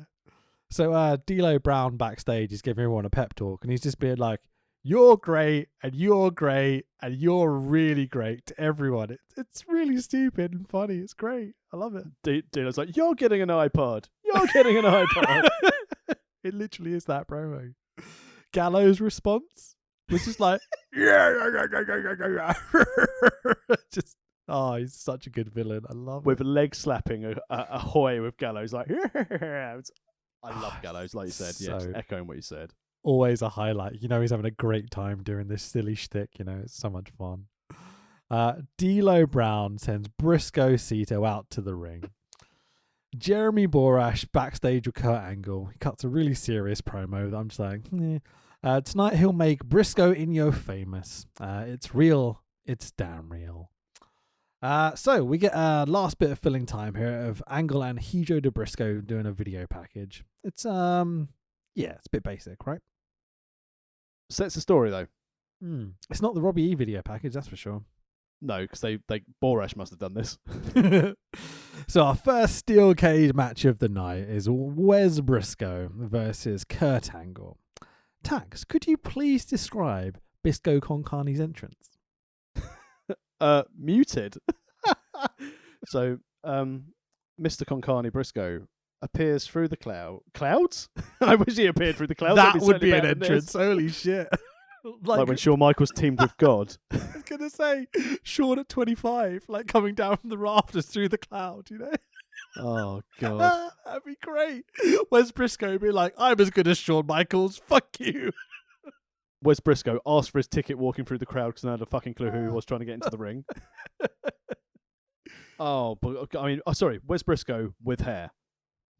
Yeah, that's where his personality is, right? Fucking hell. I mean, for someone who has great family lineage, just to highlight how important it is to be able to work, you know, Orton can go. You know, well, his dad and uncle are one of the greatest wrestlers of all time, Dax. His uncle dad. Exactly. Fuck it. I mean, the problem is now with Wes Briscoe is that Angle, I think, must have been like, he's a Briscoe, he's a wrestler. I want to work with him. I'll work with Briscoe and I'll make him a star. Ooh. So Taz goes, Wes Briscoe is a good person. a tough kid. And I'm like, he's meant to be the heel. Calm down, Taz. TNA goes on about how Briscoe was an accomplished wakeboarder. And I'm like, what's this meant to achieve exactly by telling me this? He hits the waves hard like he does his opponents. So odd. Like, what a lethal wakeboarder he was. Oh, great. That well-known sport of wakeboarding coming in useful for professional wrestling, right? Yeah. Why is it wrestling Jesus. commentators always need to find some kind of shitty sports thing?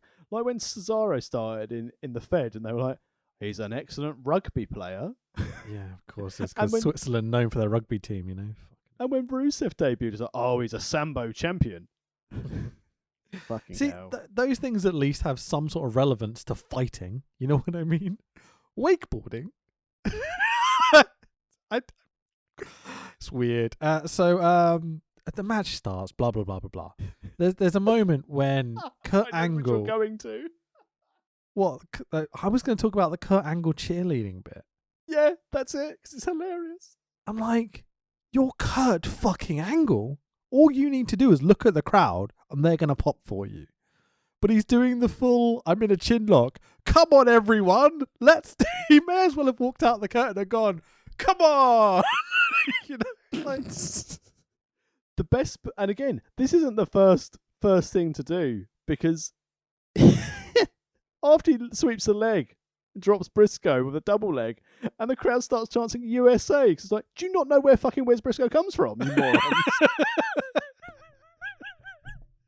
we are And in even Texas Taz too, picked it up but on yeah. comment. Taz even picked it up on commentary. Yeah. It was like, oh, so Wes Briscoe's not from America anymore. Thanks, Texas. But seeing Kurt Angle, fucking Kurt Angle, like WrestleMania against Brock main eventer, one of the greatest of all time, Kurt Angle, doing super babyface cheerleading spots with Wes Briscoe because no one gives a flying fuck about this match. It's really disappointing, dude. Like, Kurt Angle is so much better than that.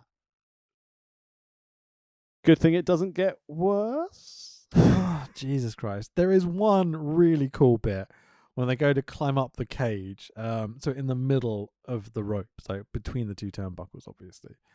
And Kurt manages to do a German suplex off the tippity top rope. And I'm like, that's fucking awesome. And he literally drops Wes in his fucking head. It's awesome. It's so much fun, man. Ref bump. Wes taps out to the ankle lock with the ref down. Angle does a middle finger to Wes and goes, fuck you! But they blurred and beeped it. Full on censorship. This is a finish, isn't it? I mean, creative finish. Fucking hell. You can take this one. Go on, I've had enough already. So after Angle flips off Briscoe, not Bischoff, cage opens and he casually walks out. As he exits, so the referee's still out, Angle standing on the ramp, so technically he's won by escaping the cage, as Christy Hemme kindly put over at the start of the match.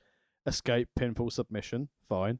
But as Angle's standing on the ramp after leaving the cage and celebrating, obviously no bells rung, no ring music's playing, D'Lo Brown, that man from management, runs down and attacks the Olympic gold medalist, former world heavyweight champion, smashes him into the cage awkwardly, throws him in, pulls Briscoe back out of the cage, so Briscoe's on the ramp, Angle's back in the ring, and then D'Lo Brown hides by the side of the ring.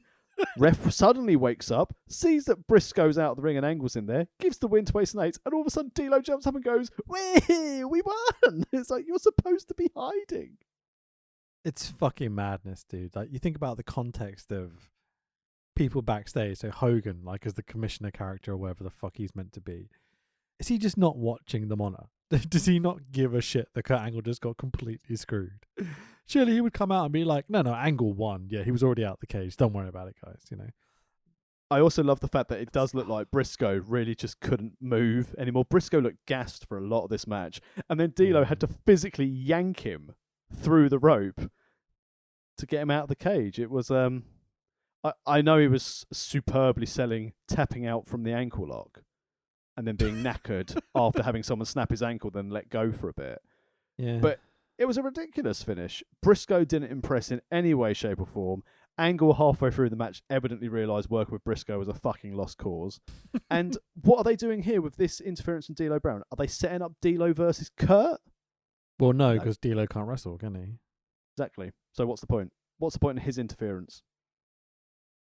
It's the everlasting thing with this series of TNA have to be job guys. They can't win matches clean. Like, Jesus Christ, if they'd have put Briscoe over Angle clean, I would have been fucking furious.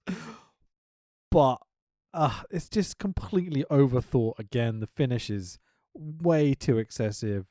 You just have Briscoe walk out the door after some people interfere. Surely. You don't have Angle literally win the match. And then D'Lo bring him out and throw him back in the cage.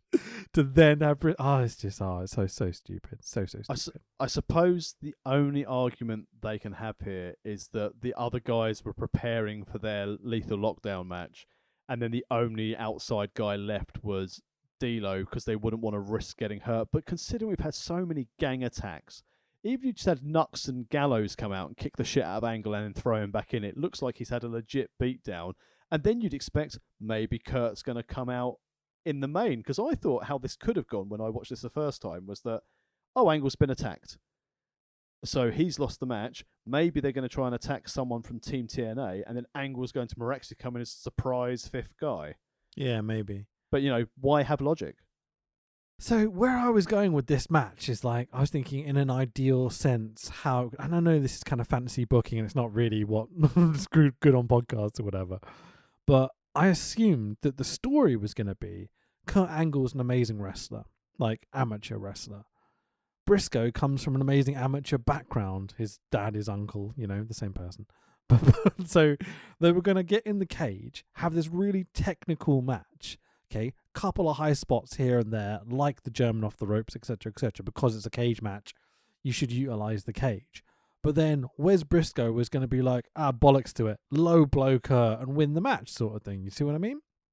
So yeah, you keep Kurt Angle strong. You have him not be able to beat Kurt in an amateur style like he's promised he's going to be able to do. Remember the promo he cut on Impact? But no, they just have a match and a shitty finish instead because TNA.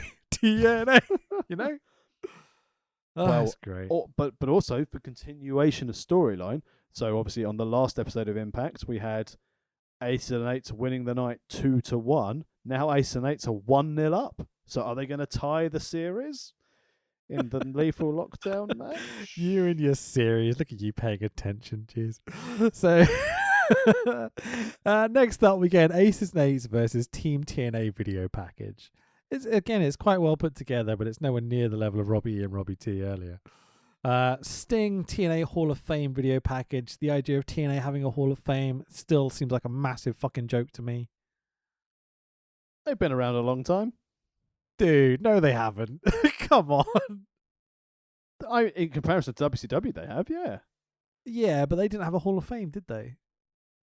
They weren't around long enough. Okay. So the state of Stinger's face paint in this video package, seeing the early half Stinger, half Joker bollocks transition Sting. Transition Sting. Yeah, man, transitioning. It's terrible. So it's a well put together video package telling the story of everything we've talked about over the past 10 weeks and stuff prior to it. They get a fancy match graphic with a voiceover as well this time. Very nice. Very quickly, we speak of the TNA Hall of Fame.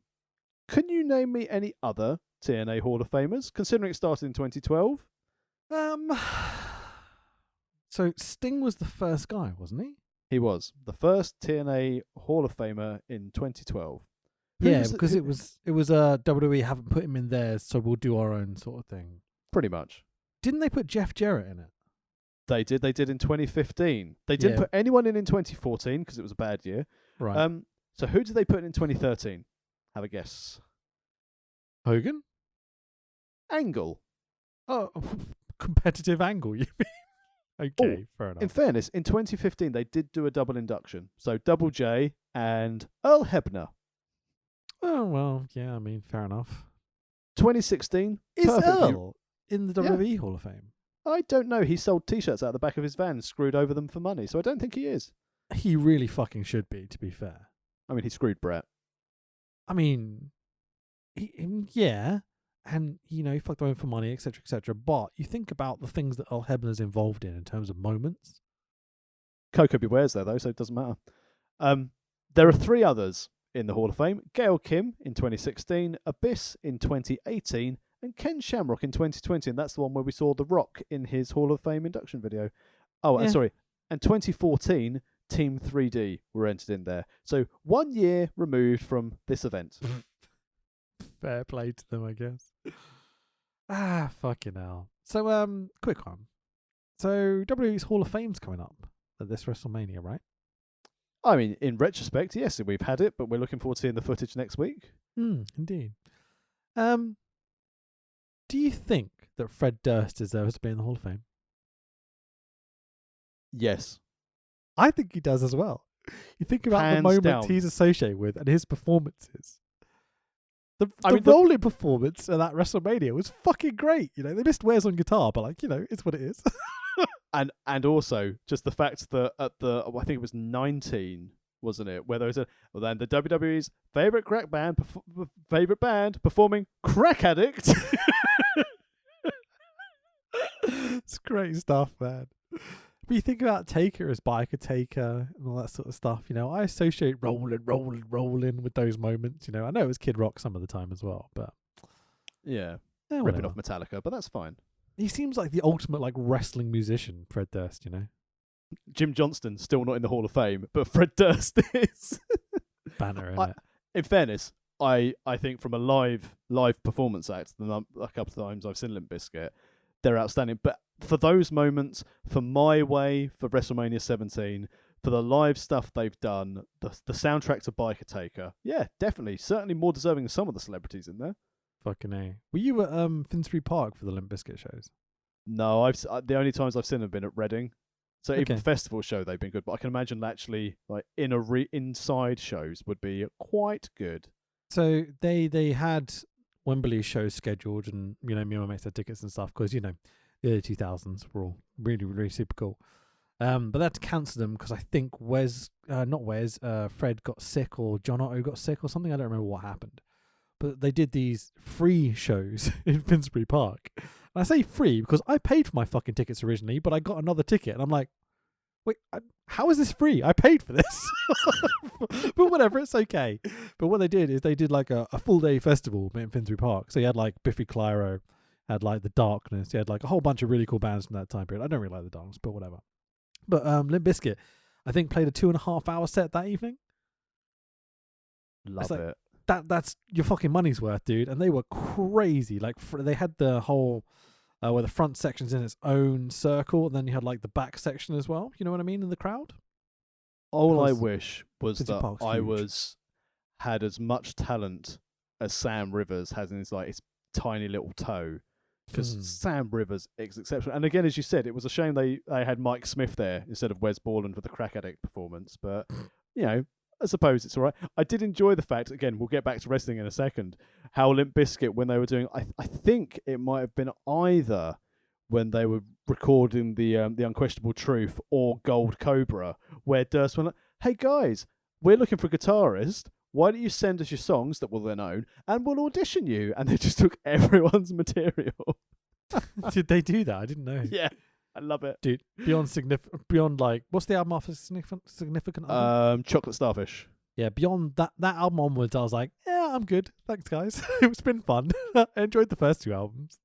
But then all I encourage you to do after we record this pod, and you, dear listener, if you have any form of enjoyment of nu metal from the early 2000s, just go and listen to the title track of Gold Cobra. It's fucking I've heard the hilarious. song, obviously. I was in a touring band. Yeah. Golden Cobra. I liked the music video for that song. It was good they had Wes back as well in his full goth gear. That was fucking funny. And also that means that when I get back to work next week and plug into my headphones and listen to the Deftones, but I will also listen to some Big Dumbface as well. That's always good fun.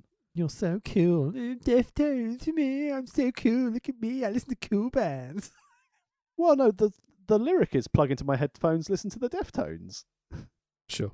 Lethal Lockdown match up next of Aces and Eights versus Aces and Eights of Devon, DOC, Garrett Bischoff, Cito, Knox and Mr. Anderson, or as they're also known, Devon Dudley, Gallows, Bischoff Inyo, Mike Knox, and Mr. Canada. Kennelly and Helly. Versus Team TNA of Sting, who gets pinned a lot in this company, Eric Young, James Storm, Magnus, and Samoa Joe. Well, outside of Bischoff Cito, all of these are WWE rejects versus TNA. Oh my god, Top just level. noticed. Holy shit. Yeah, they really are. Wow. Has every single one of these been WWE at some point? Other than Garrett Bischoff, who obviously... Sorry. Yes. Well, Bischoff was at last year's event because he was a referee, and I think where's it? I wrote it in my notes. I wrote it in my very, very important, sensible notes. A little factoid about Gareth Bischoff and where he was last year, because Bischoff had a Lockdown link. I love listening to you stall. It makes me giggle. Please go. Well, Keep going. You say My that. important, and I'm definitely not stalling. I mean, I should have said So ask you to stall funny. because now I found it in my notes. So last year's Go on. Lockdown, Garrett Bischoff was in a feud with Eric Bischoff. They were both captains of the representative lethal Lockdown teams, where the loser would be banished from Impact Wrestling forever. And sadly, obviously, Bischoff won. Wait, which one? Exactly. But yeah, so they are linked, but Anderson and Bischoff were unable to get the job done. What? Hang on, what did you say? Anderson, So it was Ken- Bischoff versus Bischoff, and Bischoff won, but they were linked. What's about Ken Anderson? I'm confused, sorry. Ken Anderson was one of the superstars chosen by Garrett Bischoff to be on his side, who aided Garrett in beating Eric in last year's Lockdown when it was Bischoff versus Bischoff. So when you had Eric Bischoff and Garrett Bischoff against each other, which one is the face? Garrett, because he was a referee, and Bischoff was the dastardly heel. Brilliant. So Eric trying to get his son over, and we're now a year later, and he's now in the Aces and Eights. And hasn't learned how to stomp yet. Oh, Lord. So Todd Kennelly tells us the rules of the match. So in my previous experience, a lethal Lockdown match is we have a cage match. We do war games, rumble style entrances every couple of minutes until everyone's in the cage, but it's one cage, not two, because, whatever. And then when everyone's in the cage, the roof lowers, so it becomes Hell in a Cell practically, and the roof has weapons on it. Correct. Right? Yep. Tax, what are the rules of this match? Well, it's very much like a cage match, only due to restrictions in the arena, we can't have the tippy top on it because it took too long to manually build the cage as it was. And instead of having the roof come down with the last entrant, we have Sting pulling double duty as the roof, bringing out 2 bins full of weapons.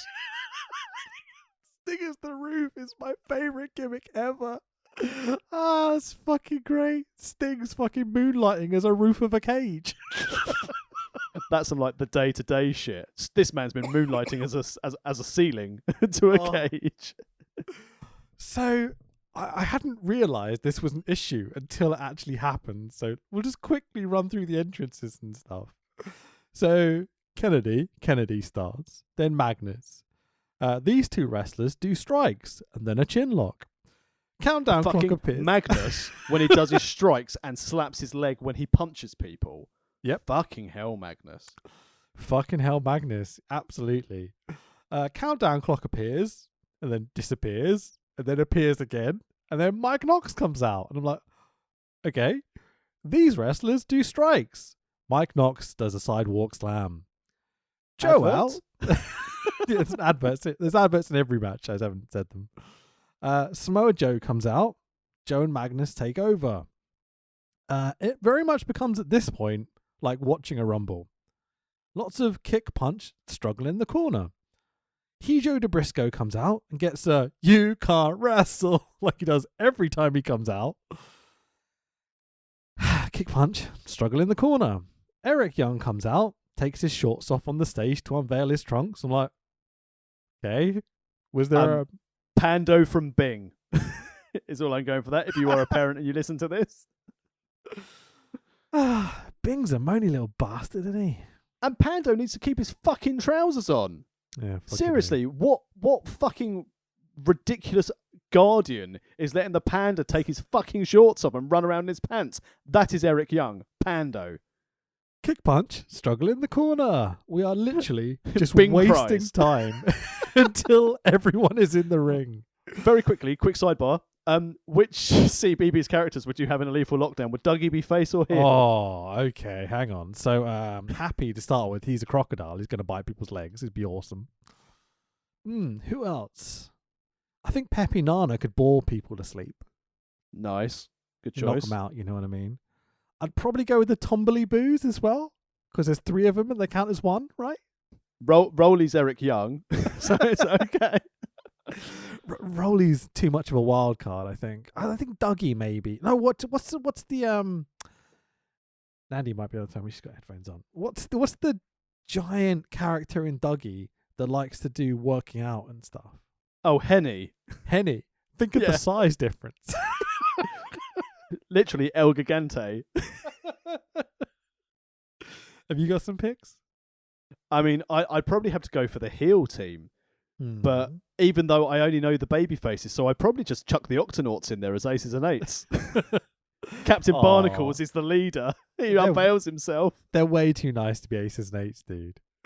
I'm trying to think if you can go some proper heel. Mr. Tumble would turn heel and be like sad Doink the Clown. If I've ever seen a future paedophile, Mr. Tumble is it. Hello! He may as well be going, now then. Do you want me to fix that for you? Fucking hell. Oh, brilliant. And yeah, that's your heel. They all be up Mr. Tumble. Everyone cheers. Yeah. And those baddie pirates on a swashbuckle or whatever it's called. Yeah, but anyway, let's move back to wrestling because rather than this fantasy booking. Are you sure? I could do this all night. This is fun. Oh, brilliant. So Devon now, our champion Television of champ. the Aces and Eights. That's the one. It's a kick and a punch and a struggle in the corner. James Storm comes out. At least he does an inverted lung blower to Knox and a super kick. His finish. And I'm like, thank you, James Storm, putting some effort in. Kick punch, struggle in the corner. Gallows comes out looking way too serious for my liking. What's happened to Gallows? He got told, Gallows, you've got to go and kick punch struggle in the corner. He was like, I can't grab people's balls with that. Mate, I think someone's had a word because he's not doing his disasterly evil villainy laugh stuff. He's just looking like big scary, generic wrestler. They've probably gone out and gone, Nux is really shitting the bed as the big bad guy. You've got to go out and be a big bad guy. Oh, right. And then, he's got to do this. Right, Gallows, you need to go out there and tell Mike Knox he's going to take the pinfall. What? I thought Garrett was going to take it. No. We're going to change the mind because it's Bishop's kid. You need to go and tell Mike Knox he's going to lose the match. So Aces and Eights finally show some sort of advantage by gloating that they all have the other team down. Finally, because they never really do that in this match. You know what I mean? It's all just back and forth, struggle in the corner, kick punch. Until the last person comes out. The Roof. Stinger. The tag team partner of the Wall. So Sting walks out with his 2 rubbish bins full of wrestling weapons, canes and chairs and all these sorts of fun things. Cookie sheet, kendo stick. Exactly. So now everyone is in the ring, and I'm like, the roof's meant to lower, right?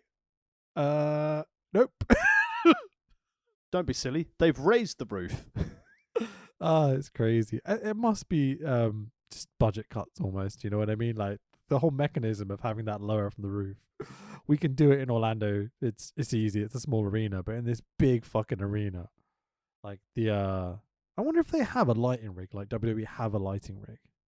no idea, but I think it's Mm. purely going to be down to either technical issues, as in they can't get the tech or the kit in there, or because they only had it built for when they had 6 sides of steel. Because remember, since they turned back to the 4-sided ring, they probably didn't have the mechanics to actually just put that hexagonal lid on the top of it.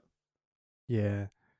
It's It's not as good, is it? It feels very underwhelming when the finale of the match is Sting walks out with a couple of bins.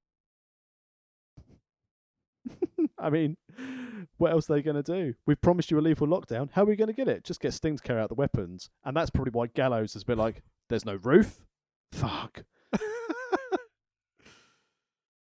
Fucking hell. So, remember how the match was going earlier with the whole kick punch, struggle in the corner thing?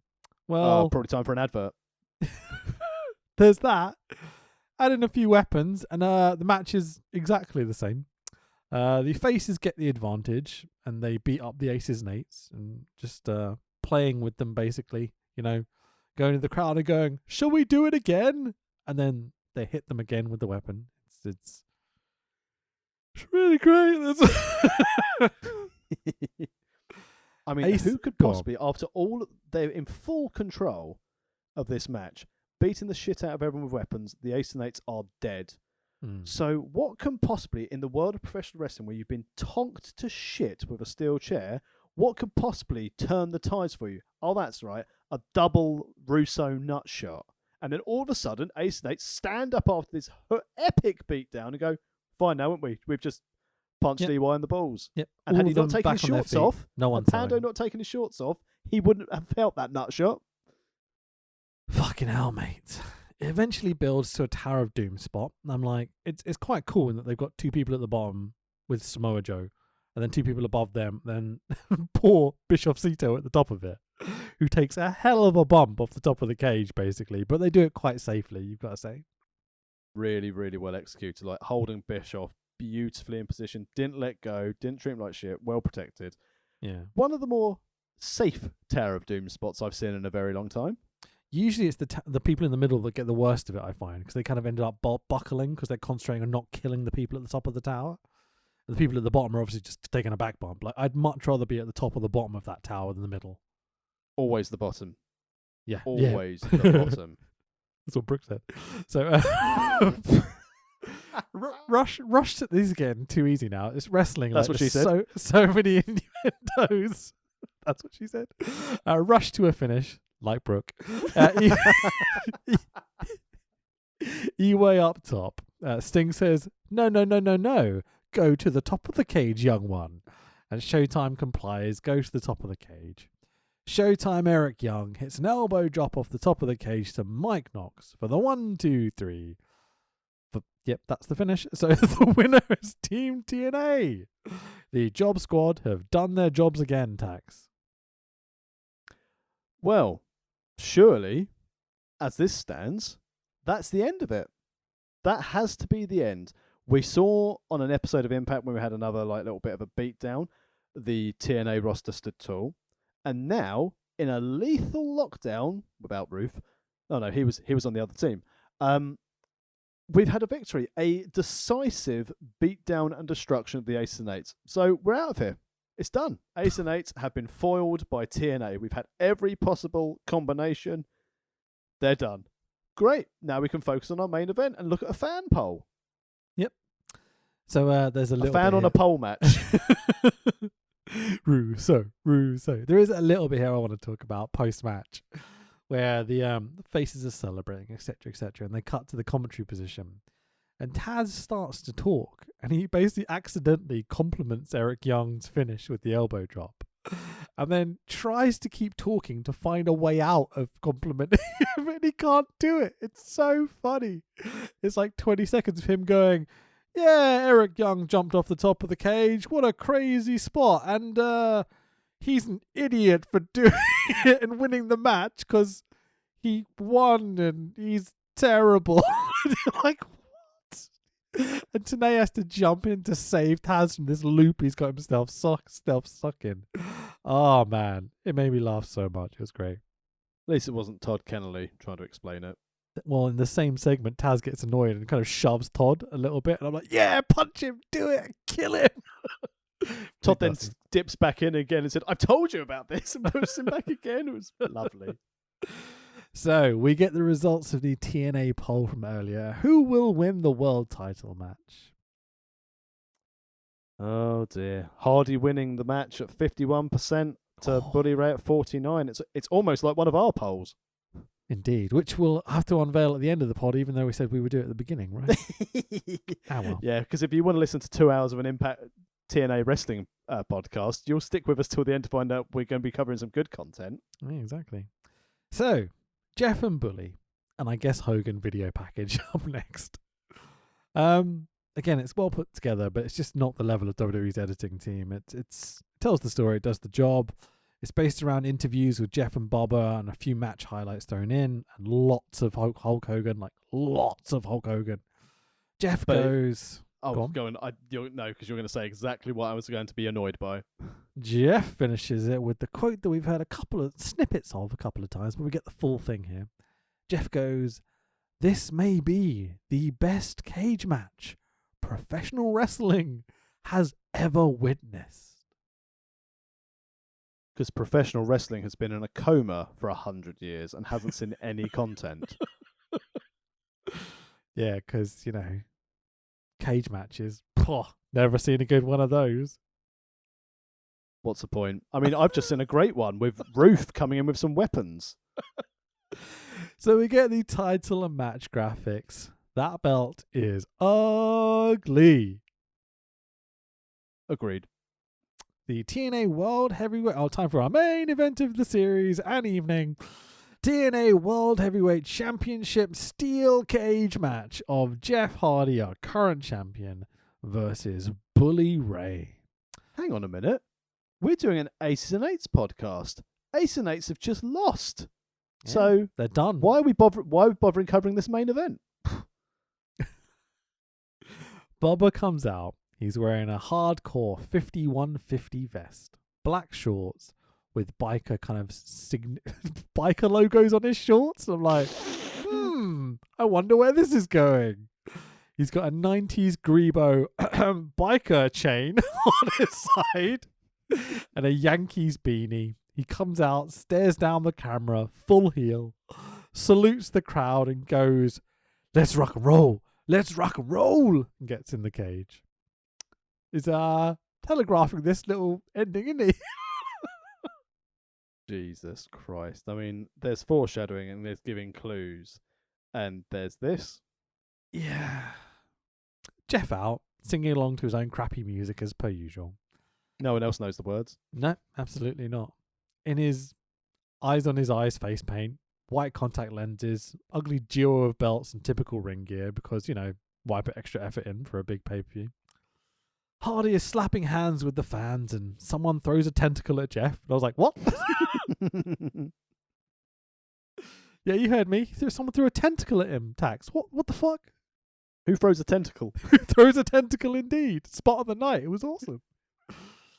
So, as Jeff gets to the cage after he's done his singing and running around slapping hands at people, Bubba is standing at the entrance of the cage to block Jeff off to get a nice camera shot for some future video packages. To be fair, very nice bit of work here. Looks really, really cool.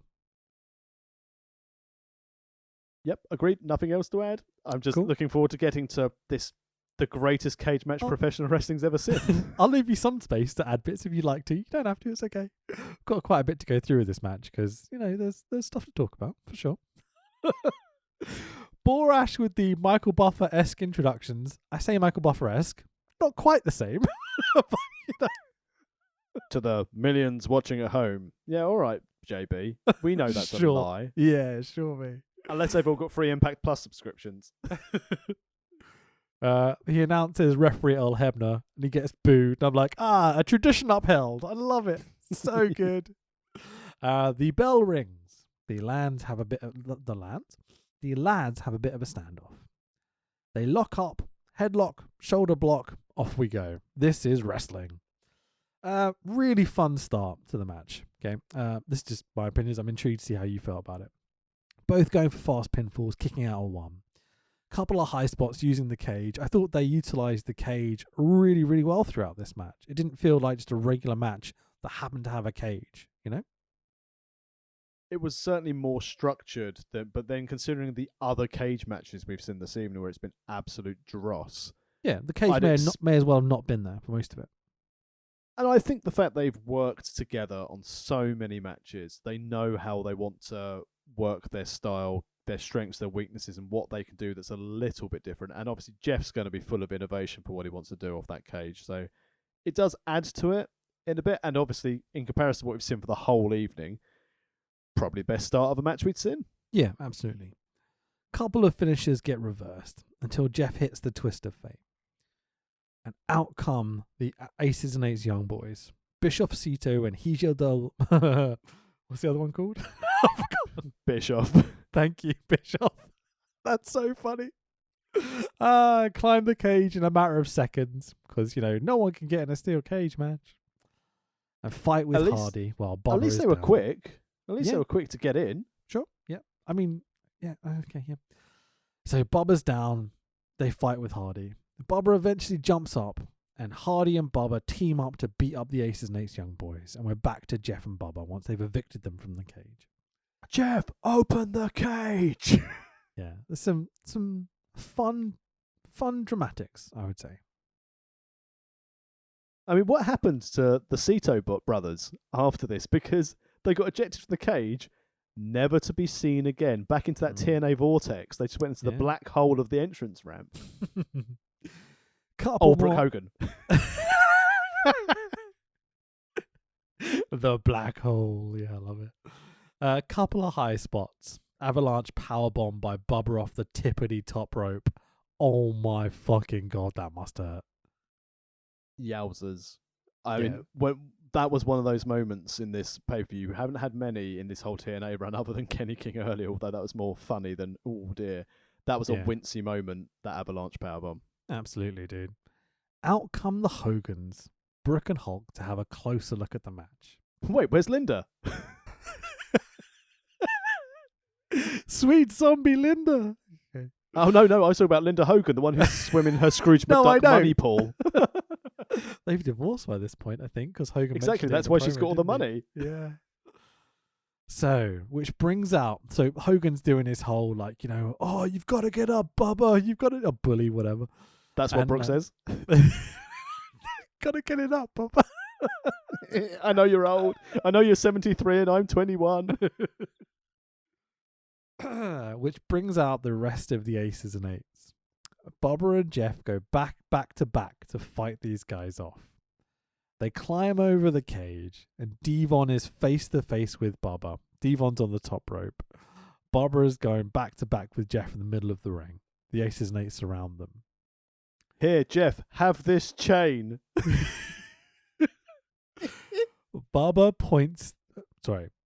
Devon hands Bubba a hammer out of his trousers. Wait, no. You say he hands him a hammer out of his trousers.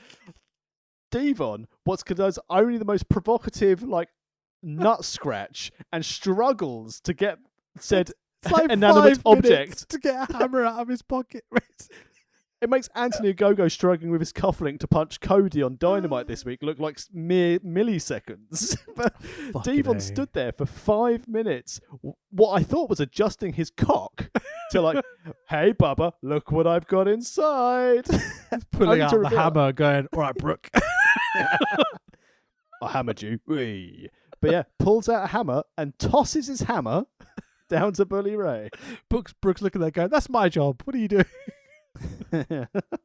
Oh, that's where Leviathan went. I wondered where that was earlier. Stop stealing my spots, you bastard. Bubba points the hammer at the Hogans after taking it from Devon. Oh no! Hang on. Jeff's thick as shit and hasn't turned around going, hang on, why is everyone booing? We're just standing back to back. Jeff has his back to Bubba still, who is now turned around to look at Jeff with a hammer in hand, surrounded by Aces and Eights in the cage. Bubba smashes the rubber hammer into Jeff's back. 1, 2, and new TNA, not Impact, World Heavyweight Champion, Bully Ray. The heel turn has been completed. But who's the leader? Yeah. It's, there's issues, but I thought the way the finish was done was good. Yes, the big reveal, the fact you had the early the Bischoff and Briscoe boys run down, although they didn't return for this post-match celebration, so they were obviously fucked. I liked how they did it. I liked the face-off. I liked the fact they'd already fought off 2 of the Ace and Eights. I liked the fact it looked like they were just going to have a schmozzy finish. And then the hammer. But the fact is that they are standing back to back, and Bully's shouting at the Hogans, and Jeff's standing there going, "Yeah, man, you tell it to them. You tell those Ace and Eights Hogans." Doesn't fucking turn round, and then gets walloped in the back of the head by the hammer. But, you know, got a good reaction from the crowd. Certainly did, yeah. So just to polish this off, that's what Brooke said. Brooke and Hulk, I should say, because they're both Hogans, do shocked acting on the outside. Bubba cuts a promo through the cage to Brooke, and I genuinely, 100% fell out my chair laughing at how fucking funny it was. Bubba climbing the ropes, face to face with Brooke and Hogan. I'm just gonna say Brooke and Hogan. Fuck it. Through the cage, right? He goes, "You are nothing. You are nothing to me. You are nothing. You stupid." Bubba turns his attention to Hulk. Who obviously has to get his moment in the spotlight here. Bubba continues, "You get out of my face, you old bastard. Do something, you old piece of crap." It's a great promo, man. The vitriol in his voice as he's going, "You stupid," to Brooke. It's well funny. Yeah, and well, then he gets on the mic and does a proper promo after lots of clapping and hugging. Mate, it's great stuff. After he cut this promo, I was like, "Oh, you had fire at your fingertips and you stopped talking. What are you doing?" But it's explained when Aces and Eights now go over to the Hogans through the cage and are relentlessly mocking them. Gallows on fire. Yeah, Gallows is he's banter, mate. But Bubba grabs the mic, picks it up and goes, "Hey, Devon, let that stupid bitch cry." I'm like, fucking hell, okay. Drop the hammer, mate. Yeah, fucking hell. Oh, brilliant. Hogan, I used you, and Brooke, I screwed you. Everyone else has. Great. And he finishes it off by going, "But most of all, I fooled every single one of you," while pointing at the crowd. Texas does a Texas, and the ring is showered with rubbish, mainly kind of plastic-looking beer bottles. Thrown by 7 plants from different angles around the ring. I was going to say, blatantly plants, right? They're trying to recreate Bash at the Beach, but yeah. It looks good. And there you have it. The line you've said there is genuinely my 3-month con of why we've done this show. What you have witnessed, genuinely, in the last 10 episodes is the low budget recreation of the NWO. And that, my friend, is the reason why I picked Ace and Eights. Because of all the fake Bischoff similarities trying to recreate what he did in WCW with no success whatsoever. Yeah, fucking A, dude. It's got a lot of the same aspirations, but it's just done so poorly. It's like they started at the end of the NWO rather than the beginning. Exactly. Had this been the hot angle at the beginning of Ace and Eights, it could have had traction. Yeah, absolutely. If this is how you start it, you have, let's say, 2 or 3 mask guys cause a bit of shit. You have Jeff and, Bubba become these top faces of the company, winning these matches and building and getting these great victories and all this sort of shit, you know what I mean? Even do the wedding angle and have these masked dudes come and interrupt it once, And then you do this turn, and then you lead to the formation of the group, etc., etc. It could have been all right, but They just did it the wrong way around, it felt like. Yeah. And I think, I mean, obviously, and we go home with pictures of Bully Ray celebrating with Ace and Eight, including pointing Taz going and Taz on commentary like he was in on it all along. And then we are out of the pay-per-view with a ring showered in potentially planted, definitely planted, plastic cups. And essentially what an attempt at recreating Bash at the Beach and the NWO with shitter wrestlers, shitter storylines, shitter cruiserweights, less audience, less viewership, less buy rate, but still with Bischoff and Hogan at the helm. Yep. I mean, that's it. So the effect of this storyline is obviously to try and get more eyes on TNA, obviously. Do you want to know what the Impact ratings were after this big unveil? Was it a 1.1? You know your TNA, don't you? So I've got the next, what have I got? I've got the 10 weeks after this. Okay. So I'll just read the numbers. So the next week does a 1.1. So this angle did absolutely fuck all change. Remember, we started higher. We started at 1.4 10 weeks ago. They've gone down to a 1.1 already. Okay, next week, 1.1. Week after that, 1.0. Week after that, back up to a 1.1. Then the weekend after that, 0.9. We then stick around at a 1.0 for a couple of weeks, back down to a 0.9, then to a 0.8. Would you like to know the state of TNA after this show, out of interest, or are you not overly Why fussed? not? Give us a little roundup. If it's going to take half an hour, then fuck that. But a few minutes of what happens, I'm interested, I guess. Just to show what happens next. So obviously, after this, on the next Impact, Bully explains the 9-month con, including a series of videos that aired on the show explaining the 9 months. Ace and Eights actually then became quite difficult to beat and became quite good. Would you believe it? Bobby Roode and Anti-Vax continued their feud with Chavo and Hernandez. And then after all that, Gunner and James Storm won the tag belts. So great for that. Robbie E found a new tag buddies in Jesse Godderz and Joey Ryan, who then all went on to lose in a 3-on-1 handicap to Big Rob. TNA Jesus, Knockout okay. executive Brooke Hogan fired Taryn Terrell as a referee, but then instantly reinstated her as a wrestler, leading to the Slammiversary feud, the last Knockout standing. Velvet Sky's next challengers, Mickey James. Mickey James the Hill won the belt. Where was Mickey James? I would love to have seen Mickey James over the last 10 weeks. Yeah, she became #1 contender on the 18th of April by beating Brooke Tessmacher. Jeez, okay. And then, as we mentioned earlier, X Division rules, triple threat, £230. And bro, where was AJ Styles in these 10 weeks? Where was Matt Morgan over these 10 weeks? Where was the storytelling? what I'll say, at least at this, because obviously they've gone to 4 pay-per-views, at least all of their stories they had, or the current version of a storyline, all of them were tied up here, other than Matt Morgan kicking Jeff Hardy in the face, which is irrelevant now because Bully Ray's a champion. Yeah, to an extent, I guess. Yeah, the Robbie E stuff kind of is wrapped up, but then you say they kind of continue it, and the Team TNA win, but then Aces and Eights take over in the main as well because you get the unveil of Bubba. But that is the end of that story, I guess. You don't want to just end a faction at the end of their high point or whatever. It's Quick last bit of trivia before we get out of here and announce what we're doing next week. Who beats Bubba for the belt? Was it Aries? Sabin. Oh, okay. So it was that. Yeah, when they panicked, they were like, "Please don't leave." Yeah, pretty much.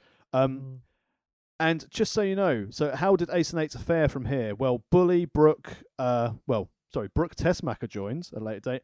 Garrett Bischoff, Nux, and Taz stick around to the end. Devon was forced out in August of 2013 after he lost to the main event Mafia because they were brought back to get rid of Ace and Eights, and he had to leave TNA. D'Lo was demoted to a prospect in May after losing an I Quit match to Kurt Angle, so they did have the match. Oh, he wrestled. Bloody hell, okay. Yeah, and then he left the company after that. Gallows left the company because he made a bid to be vice president and lost to Ken Anderson, so he left the company. Stress. He left there. Ivelisse was made an honorary member for one night only when they did the World Cup of Wrestling. Ken Anderson left the stable after questioning Bully Ray's decisions and turning face and losing lots, and then he got fired. Tito Ortiz was named the second Sergeant in Arms in August of 2013. He lasted for a week and a half till Bellator pulled him out, because Bellator's on after this, and made him wrestle. Wes Briscoe was kicked out in September because he was shit, and Leva Bates was actually originally in Ace and Eights in 2012 in a one-time appearance, and she actually helped abduct Sting and Hogan. Jesus There Christ. you go. So, by the sounds of it, Aces and Eights went on to feud with Aces and Eights. Yep. And then they well- did the funeral in what? November? September? Something like that? November 2013, after the main event Mafia had come back, they basically beat Devon in August. There was 2 months left, and then that was it. Bloody hell, Gone. man. I mean, yeah, probably did good a to job, end though. it when it needed to, you know? Like, wow, it did a really bad job Created a new lost- main event star for their company. that lost them viewership. Fourth best wrestler in the PWI, mate, in 2013. I mean, I was thinking back to the 10 weeks and how do you round it up? Like, when we were talking WCW, that I've got like a real passion for that moment and that company, and because we'd never really gone into depth to it, but we knew about it and things like that, and so there was loads to talk about and find out. And I kind of went into this the similar kind of attitude in that I knew about the Aces and Eights. I remember this pay-per-view. I definitely watched it the first time live, but I didn't know the story leading into it at all. And so, as you say, there are lots of similarities to WCW stuff. The thing with WCW run with the NWO is that it had lots of funny, like hilariously bad moments, but there was always something that was either like an amazing match, like a Rey Mysterio or an Eddie Guerrero or whatever, like in their prime, or it always had the best story plots, you know, like the bit where Nash and Hall come into the crowd for the first time, the bit where they throw Bischoff off the stage, all this sort of shit, you know. And then we had the ridiculous stuff like the Lord of the Ring and all this sort of bollocks, you know. This TNA series, it has Hulk Hogan, it has run-ins, it has bad influence making prats of themselves occasionally, and Robbie E is pleasantly silly. I can't think of anything that I feel passionate about with this series, like at all. It's really difficult. I think it all comes down to that final moment in Bully Ray becoming the top heel in the company, because they needed to create a new top level heel they'd not had before. So I think from a storyline standpoint, in an attempt to create a new heel to give them the power and grip, the idea of putting someone in that position, but and someone who hadn't been there before, who hadn't had their heavyweight title, because obviously Ken Anderson had already been there. Sting and Angle had already been running around a main event Mafia. They weren't ever going to give it to Daniels because Hogan is a short person racist as well. And it's just, I wanted to do this to compare it, because the Ace and Eights I always thought was literally just ripping off everything, as you rightly said earlier, that the NWO did, just in reverse. And I always wondered, looking back at it, had Bully Ray been announced at the beginning, whether or not it would have had the same effect. Because Hogan's thought process would have been, I've given him the rubbers, the good guy, welcomed him into my family, and because he's now turned against me, that's why he's the main event star. I still think he would have had the same reaction. And obviously, as you said, they dropped a rating, but then again, we've watched the product for the last 10 weeks. It's shit.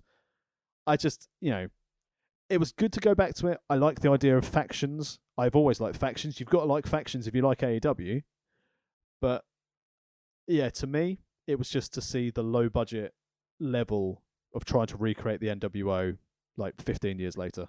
Sure, man. It's I think the thing I really struggled with this show, aside from just it's not the kind of wrestling I want to watch week to week, is that I just couldn't find anything to kind of like to latch onto that would make me want to come back. You know, like even the main event storyline, there's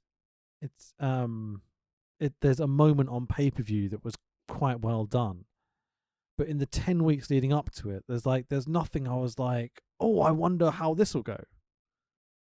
Do you understand? No, what I mean? we've watched house shows. We've watched house shows until we've got a turn at the end of the main event, Yeah, I just don't see how a TV show in general can survive like that. and it didn't. Yeah, That's the thing. maybe that's But the big problem. hopefully. So I think, I know we sort of briefly messaged about this. I don't think we've got a show next week because you're going to be very, very, very busy with WrestleMania week. And then the following week, we're going to do what every podcast does, but we do it every year anyway. We're going to be reviewing WrestleMania 37. Yeah, we're not going to go through it like we go through every other show by match because it's 2 nights of WrestleMania. I think we're just going to have a general chat about wrestling and WWE and the state of it, and talk about the bits we enjoyed from WrestleMania and such. It's like a nice, relaxed, casual podcast. I think would be sensible, right? Yeah, but then, as voted by you on our Twitter poll at World of Rest Pod, thank you for all of those who got involved, especially to the guys who used to share the Discord channel at Wrestle Talk to help us not have another tie on one of our polls. Yeah, chipped in. Do you want to announce what we're going to be covering for our next series? Okay, so do we want to go over the choices quickly? Because we can see what people decide for, historical purposes or something? Or do we just want to announce it? We'll just announce it. Go back to our Twitter poll in 2021 and see what we put. I'll probably forget to remove the pinned tweet for another 2 years. So you sent me a message with all the episodes in as well. So let's fucking announce the whole thing. Go on. So we are going to be doing the Daniel Bryan Rise to Fame. Are we calling it? The Rise to the title? The build to the title? We've got to think of a name for it, really. Daniel Bryan's quest for greatness. That's a good starter. I think we could create something better. We had Fingering of Doom and, build the NWO or whatever we called it, We will be starting on the 26th of January 2014 at that Royal Rumble. Not only the one where the fans lost their fucking mind, Blue Tista returned, and CM Punk got concussed by his best mate Kofi Kingston that led to the events that transpired over the next sort of 12 weeks. We go through to February where we have Elimination Chamber. I think in this run we've also got the really good episode of Raw where John Cena teases joining the Authority, which is going to be fucking brilliant. And then we go all the way to the grandest stage, and this is annoying me, I'm glad they haven't said it so far on TV this year, the grandest stage of them all. No, it's not a shopping mall, lads. It's the grandest stage of them all. WrestleMania 30, New Orleans. Can Daniel Bryan beat Triple H? Can he get to the main event? What happens? What happens along the way to that Mania 30? Thank you for voting, everyone. I can't wait to watch Daniel Bryan wrestle, because even Daniel Bryan being in a ring is going to be better than the last 10 episodes of this shit I've put us through. Fucking A, dude. You know the thing I'm most looking forward to with this 13-part series? Yes, we're doing an extra 3 bonus weeks, lovely listener. Unlucky for some. I was thinking that. The thing I'm most looking forward to about this series is not just the Daniel Bryan stuff, because we know that's going to be good, and we know there's some really controversial stuff to talk about with the Authority and everything else that surrounds it and the booking of the whole situation. Is what other stuff is on these shows? We get the end of the streak. Well, I didn't want to spoil that immediately, but okay. Yeah, we get Taker and Brock building into WrestleMania 30, but I'm wondering what other kind of mid-card weird tag team bits, because 2014, I don't remember vividly what else was on the shows. I can't think of much beyond Brock, Taker, and obviously the triple threat main event and stuff. The only thing I know we get on our way here, but we don't get a Mania, we get an amazing 6-man feud between 2 very exciting factions. Oh, we do get that as well. This is going to be fun, dude. It's going to be some really good wrestling. That's right. It's main event Mafia versus Aces and Eights. So, I'm actually really looking forward to doing something a bit more modern, because we've done a lot of old school pro wrestling stuff. I mean, in fairness, this is only 1 year after it's what so we've been weird doing. to think about it like that. It fucking is, isn't it? Yeah. Holy shit. It feels like TNA was 20 years behind.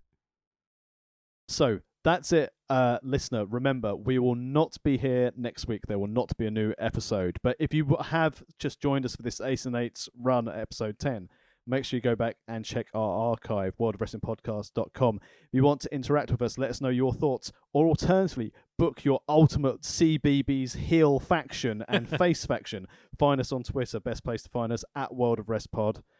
And also, we've got a Facebook page, worldofwrestlingpodcast.com. Fucking A. What's your socials, buddy? I'm at the Tex Williams on Twitter and Facebook. Again, wrestling doesn't happen, so I don't really post much, but follow the pod and also see Rich's excellent work on Wrestle Talk. Yeah, do that. You can follow me at Fanboy Rich on the old Twitter machine. And to finish off this series, I found a beautiful thing when I was on Impact Plus. I realised that I'd deleted all my cookies and all that sort of stuff in my browser, so it logged me out. She was with Robbie E. So Google Chrome, my browser of choice, logged me out of Impact Plus. And I went, okay, well, let's just quickly find Lockdown 2013. I'll log in and I'll watch the show. If you go and find Lockdown 2013, do you know what the thumbnail of this show is? Is it Christy Hemi's crotch? It's Bully Ray standing with the world belt, surrounded by aces and eights. You're like, fucking TNA, dude. I think there's only one way we have to finish this podcast. TNA! TNA! TNA! TNA! TNA!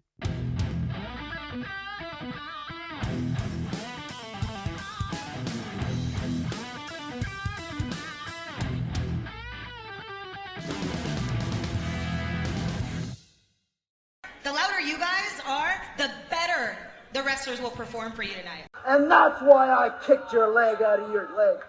We're tough. We can take it, baby. You gotta penetrate in the back, baby. Oh, I can see what you're talking. Wait just a minute. Oh! So, I wasn't going to leave this series without doing another Brooke Hogan song, was I?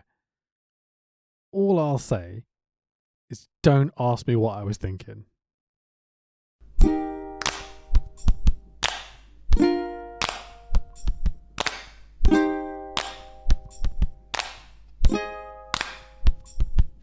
Some say love and friends, they don't mix, but I can't help the way that I feel. Hey, bro! Seeing you next day. Hey, bro! Seeing you next day. Oh! I know you and me, it seems weird, but I think we should consider it. Hey, bro! Seeing you next day.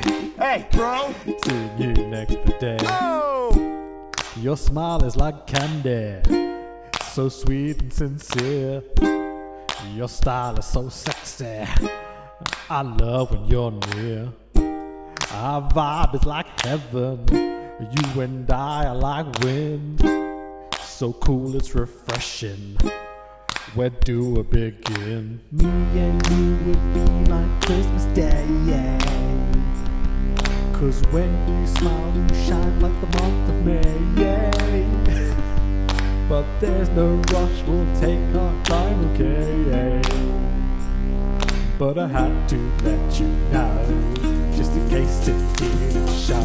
Oh! Some say love and friends, they don't mix, but I can't help the way that I feel. Hey, bro! Seeing you next day. Hey, bro! Seeing you next day. Oh! I know you and me is weird, but I think we should consider it. Hey, bro! Seeing you next day. Hey, bro! Seeing you next day. I ain't felt this way in a minute. And you and me, girl, are you with it? Just cause I only got eyes for you. Cause I know that I'd ride for you. I know you won't suffer with me as your man. I promise to show you the love that can win.